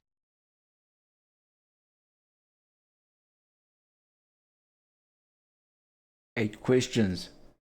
But Blaze, I have to review my task today.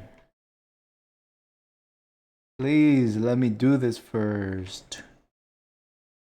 I made a lot of mistakes. All right, then Elden Ring. All right, last one. Come on. I am ready. Write down the instructions I gave you. In my head. Not don't worry. Tell me the instructions I gave you. I have to explain what I did, and I have to give you my thought about it.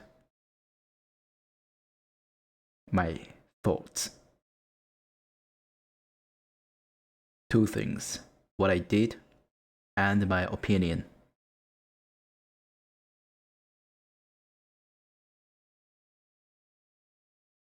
And English is an exact order language. And English is an exact order Okay. language.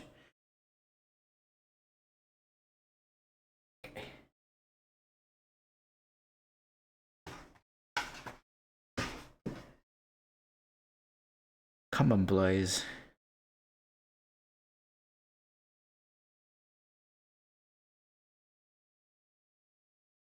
I want a hamburger. And pretend everyone is blind when making sentences. Yep. Write that down. Yep. And the pretend Cause everyone. I know you are gonna forget. No, I'm not gonna forget. Don't worry. I'm not gonna forget. Exact order language, and pretend that everyone is blind when making sentences. Don't worry. Okay.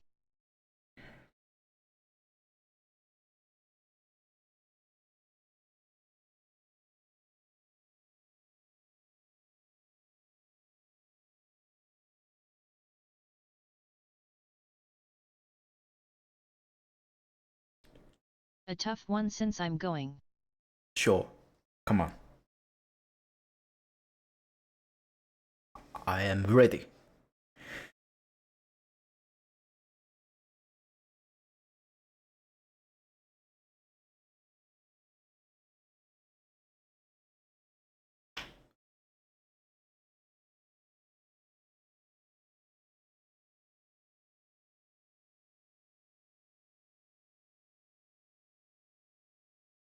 Explain to me a time your dog escaped and was running the neighborhood on his own.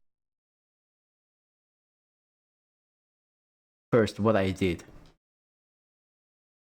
I was trying to catch my dog.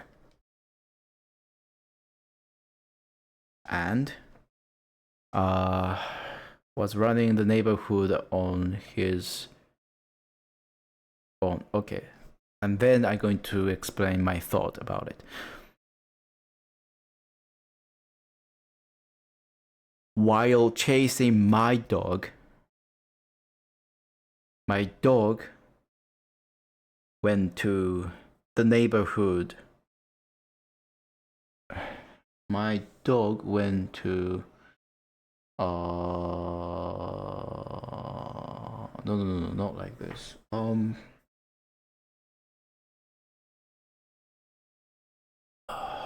I am worrying about my dog now because my dog jumped into the neighborhood.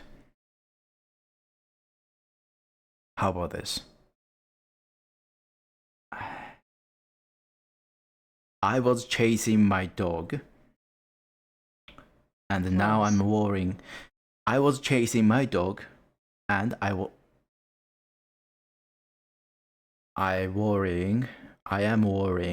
I was worrying. No, I am worrying because my dog jumped. Now remember English is exact language. Now remember English is exact language. I will. So if I say escaped, so you I say escaped.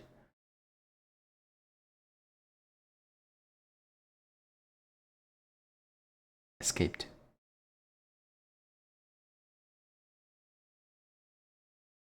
So try again.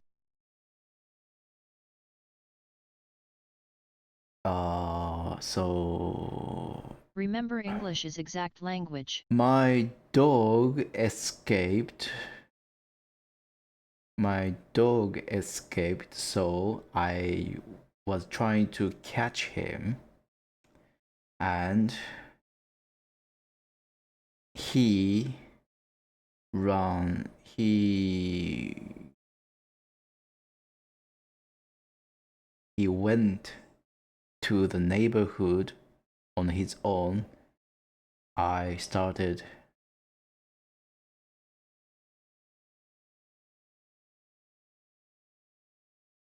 Now I'm worrying. I worrying now. Much better. Way better, Kaz. Really?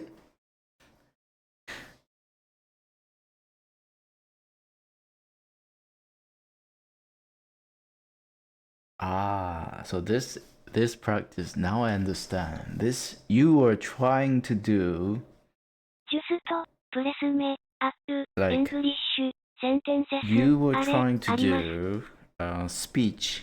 Okay, IELTS Yes, if I say blah blah exists, you say. writing, no, speaking questions. So Blaze, you were trying me to do. Here's the example. Let's talk about your hometown. Where is your hometown? I have to say exact language with exact language. So my hometown is. I'm just trying to get you to speak English correctly in general. My hometown is blah blah blah blah blah blah. What do you like about it? I like about blah Even blah if blah we blah. are playing, say, What Fortnite. do you what do you not like about it? And I say, is there enemies nearby?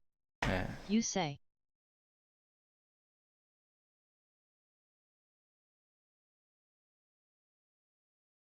I say there is three there.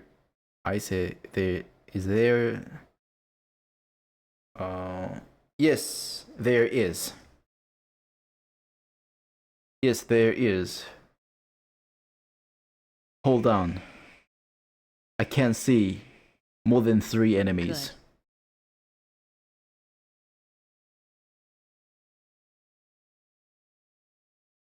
Good. Perfect. Thank you, Blaze. One more test. 'Cause you are doing so well. But I have to do my own exercise.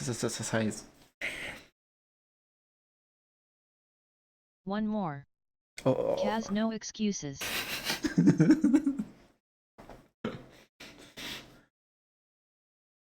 Okay. No excuses then. Okay. Go on. Come on. One last one. One very last one. Respectively.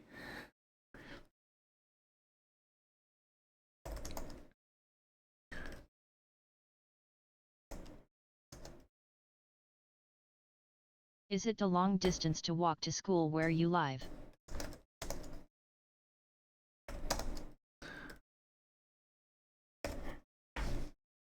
And it better be exact, Kaz. Is it a long distance to walk to school where you live? Yes, it is. Yes, it is. I have to walk to school. I have to walk to school. Yes, it is. I have to walk to school. Oh, no. Yes, it is. Wrong. Yes, it is. I need some time. You know why it's wrong? Yes, it is. I need some time to walk. Because you didn't do the exact order. Yes, it is. Yes, it is. I need some time to walk to my school where I live. Here. Where I live. Where I live. Yes, it is. I need some time. Is that exact? I think so. Yes, it is. I need some time to walk to my school from where I live. Isn't exact. あります。ロング、ディスタンス Long distance. Okay, okay. Yes, it is. I have to walk for long distance to my school where I live. No. Why? Yes, it is. あります。ロング、ディスタンス Long distance, Exacto. exact. Yes, it is long distance. Yes, it's a long distance to walk to school where I live. Ah. Like this? Perfect. So good. I'm so good. Excellent. I'm so good. I'm just so good. Mm-hmm. そうです。 Don't forget. Write it down. I'll test you tomorrow or another day. Test me tomorrow. I won't forget. I will repeat in my mind. It better fucking be exact, Kaz. I will repeat in my mind this during my sleep. Okay?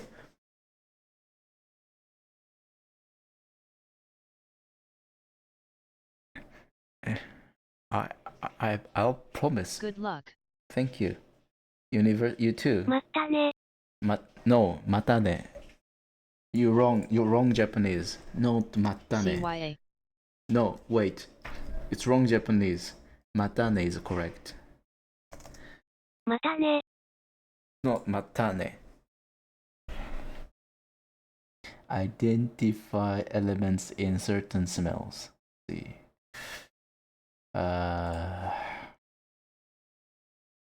Researchers at the University of Nottingham, also in Britain, have developed and commercialized an instrument called MS Nose that sucks in breath from a person's nose while they are chewing gum, for instance, and analyze the aroma. 私も寝ます。 Blah blah blah. Good night, Nekuma. 僕は thanks for helping though. Good night. Me, I going to review this, then I going to bed. Then I am going to bed. Then I am going to bed after また this. ね。ネクマキツネとカズ。 Jenny, thanks for help, Blaze. Sleepy, sleepy time. No, not for me. I got to do. Azure Still, plays for I all got the to do best. this. I am still got to do this. No, I am still. Me sleepy, sleepy. I still got to do this. I still got to do this here. Is this correct? Wish. The phrase I still got commonly used in informal spoken English, but informal writing or some standard grammar is expected. It would be better to say, I still have to do this. I still have to do this. Got to do this? No, have to do this. Have to do this. Have to do this. Have to do this. Okay. Still, I have to do this. So, A, B, B, B. B, B is right. Oh, fantastic. And A, Y. Needing to feel the same as one's friends. Explain. Early adolescence. ああ。 adolescence, なるほど、青春期ね。Early adolescence is also a period of intense conformity to peers. Conformity to peers. Conformity to peers. What the fuck? The text indicates that early adolescence is a period of intense conformity. Intense or feeling being same as others to peers or friends. 強い順応性 intense conformity 順応性 needing feel the same intense conformity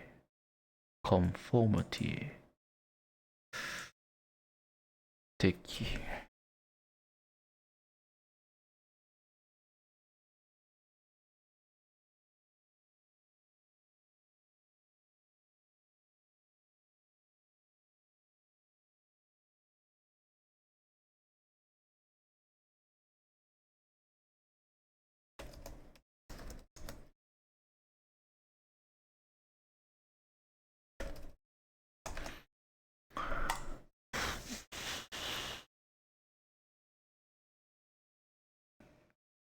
Damn.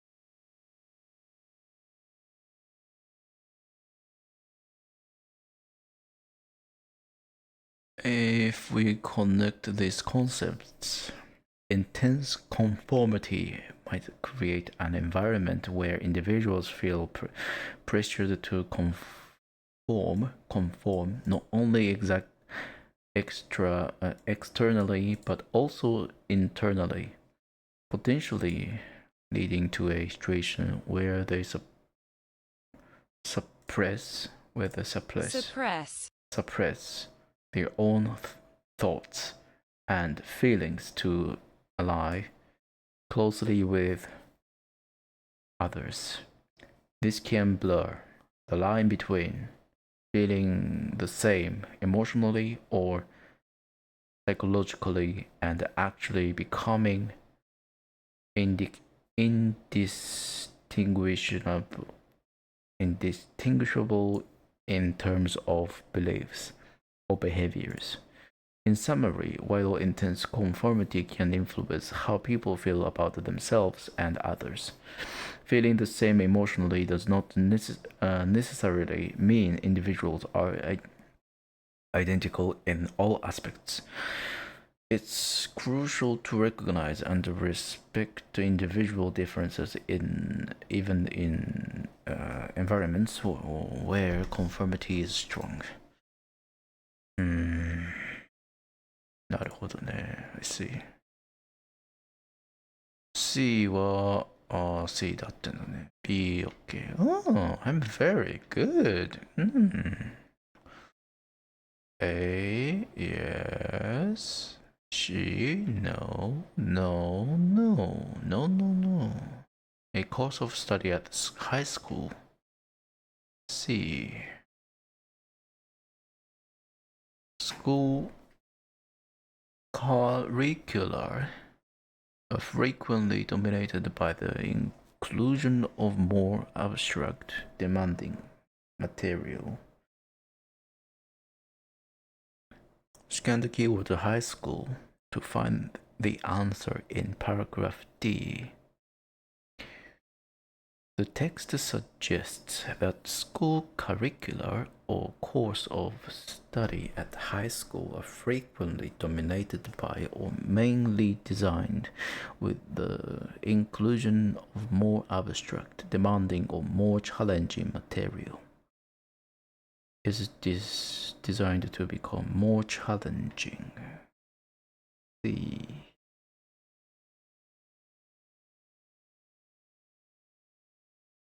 demanding.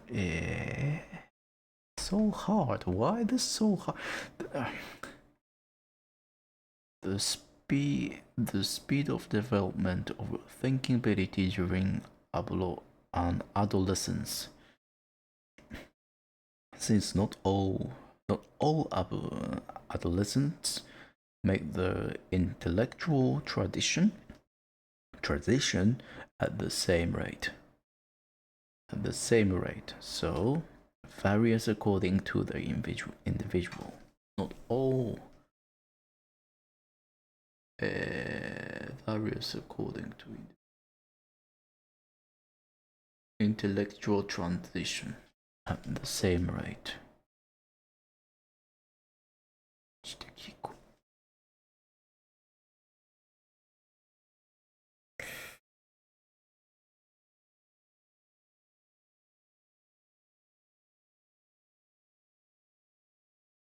Not all adolescents. Okay. Gotcha. Makes sense. Good. Okay. Got it. Not all and various. Adolescence is a time when the young person during adolescence as teens develop increasingly complex knowledge systems. They also adopt an integrated set of values and morals. So formulates a personal set of moral beliefs and values. Okay, well, yeah, right. True. Oh. Adolescents' limited skills with words may give a false impression of their ability. Paragraph F. As their conceptual development may outstrip their verbal development.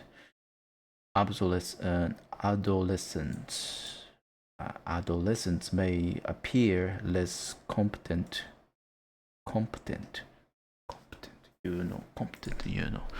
than they really are.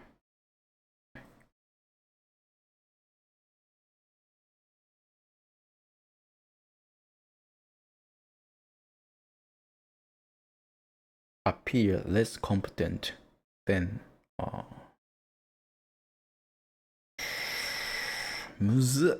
so difficult. Or whether or not an adolescent is accepted by their age group is an important clue to other aspects of their social adjustment. Paragraph K. This degree to which an adolescent is able to make friends and have an accepting peer group, though, is a major indicator of how well the adolescent will adjust in other areas of social and psychological development. The text suggests whether or not an adolescent is accepted by their age group, the degree to which an adolescent is able to make friends and have an accepting peers group. Major indicator, important clue. How well the adolescent will adjust in all other areas, other aspect of their social adjustment. Last one. So, answer is 2. Why? 2 is environmental turning point. What? The stage was thus set for a succession of ever closer mutual adaptations of bees and flowering plants. Successions of ever closer.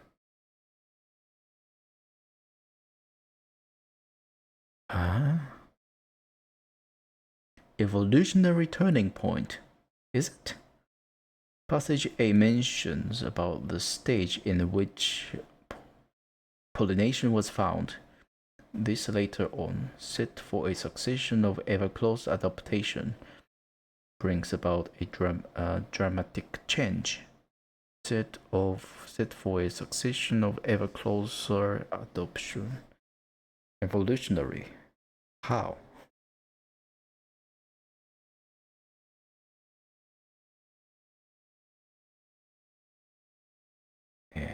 Set for a succession of ever closer adaptation. Ever closer adaptation.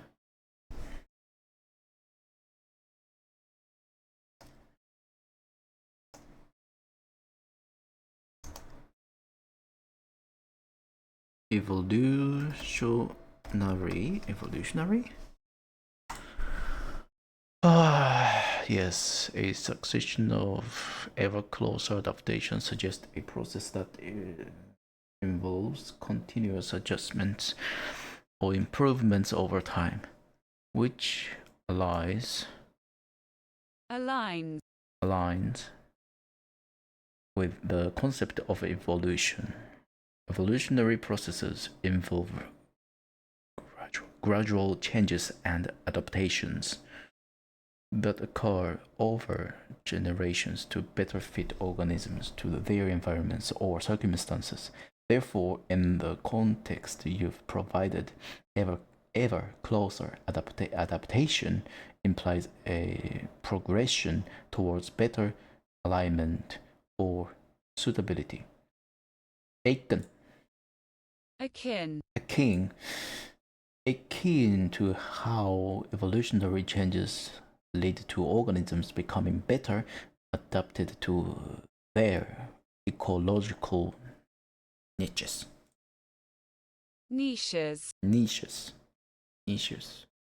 Ever closer adaptation. Revolutionary. If how you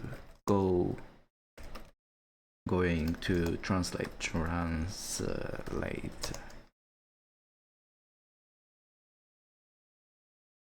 into Japanese. はい。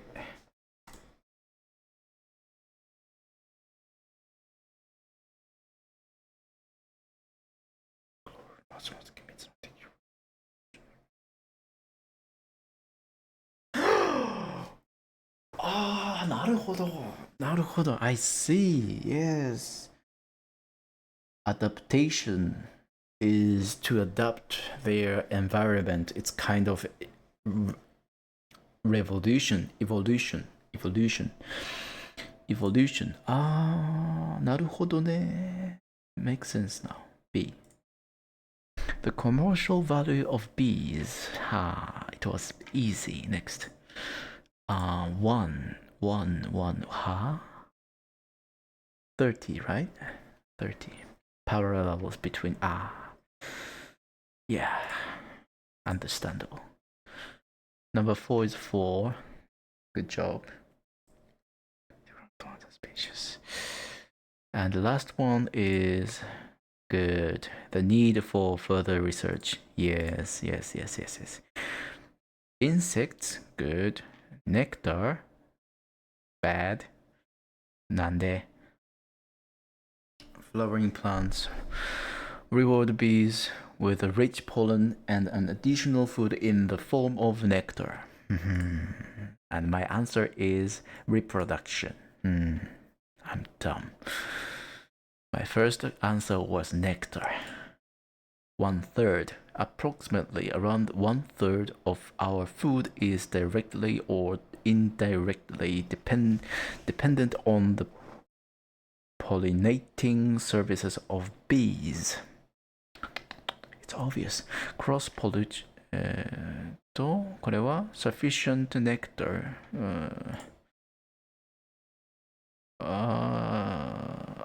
A species which depends on cross-pollination, it must provide sufficient nectar to attract the insect of a bee.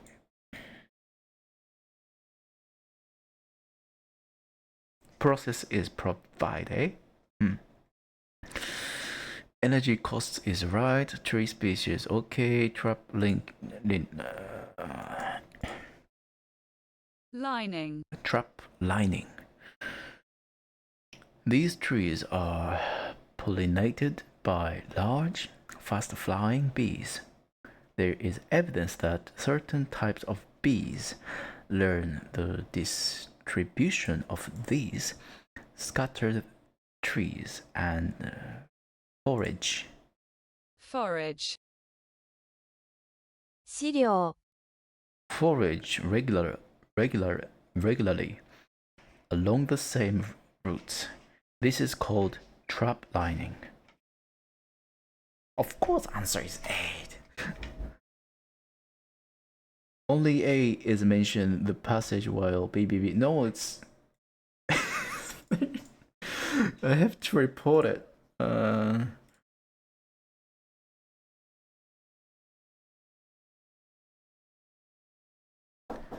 There. I. ちょっと待ってね。There is なんだっけwell,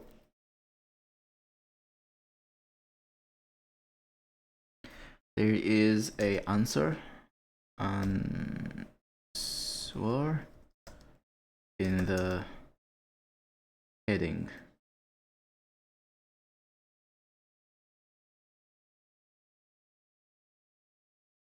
In the heading.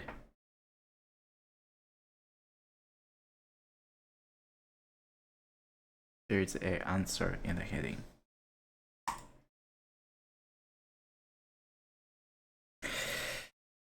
All right. Done.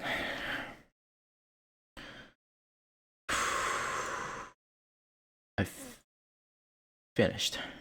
I finished my study today. Everyone, thanks for watching my stream. Good night. See you tomorrow.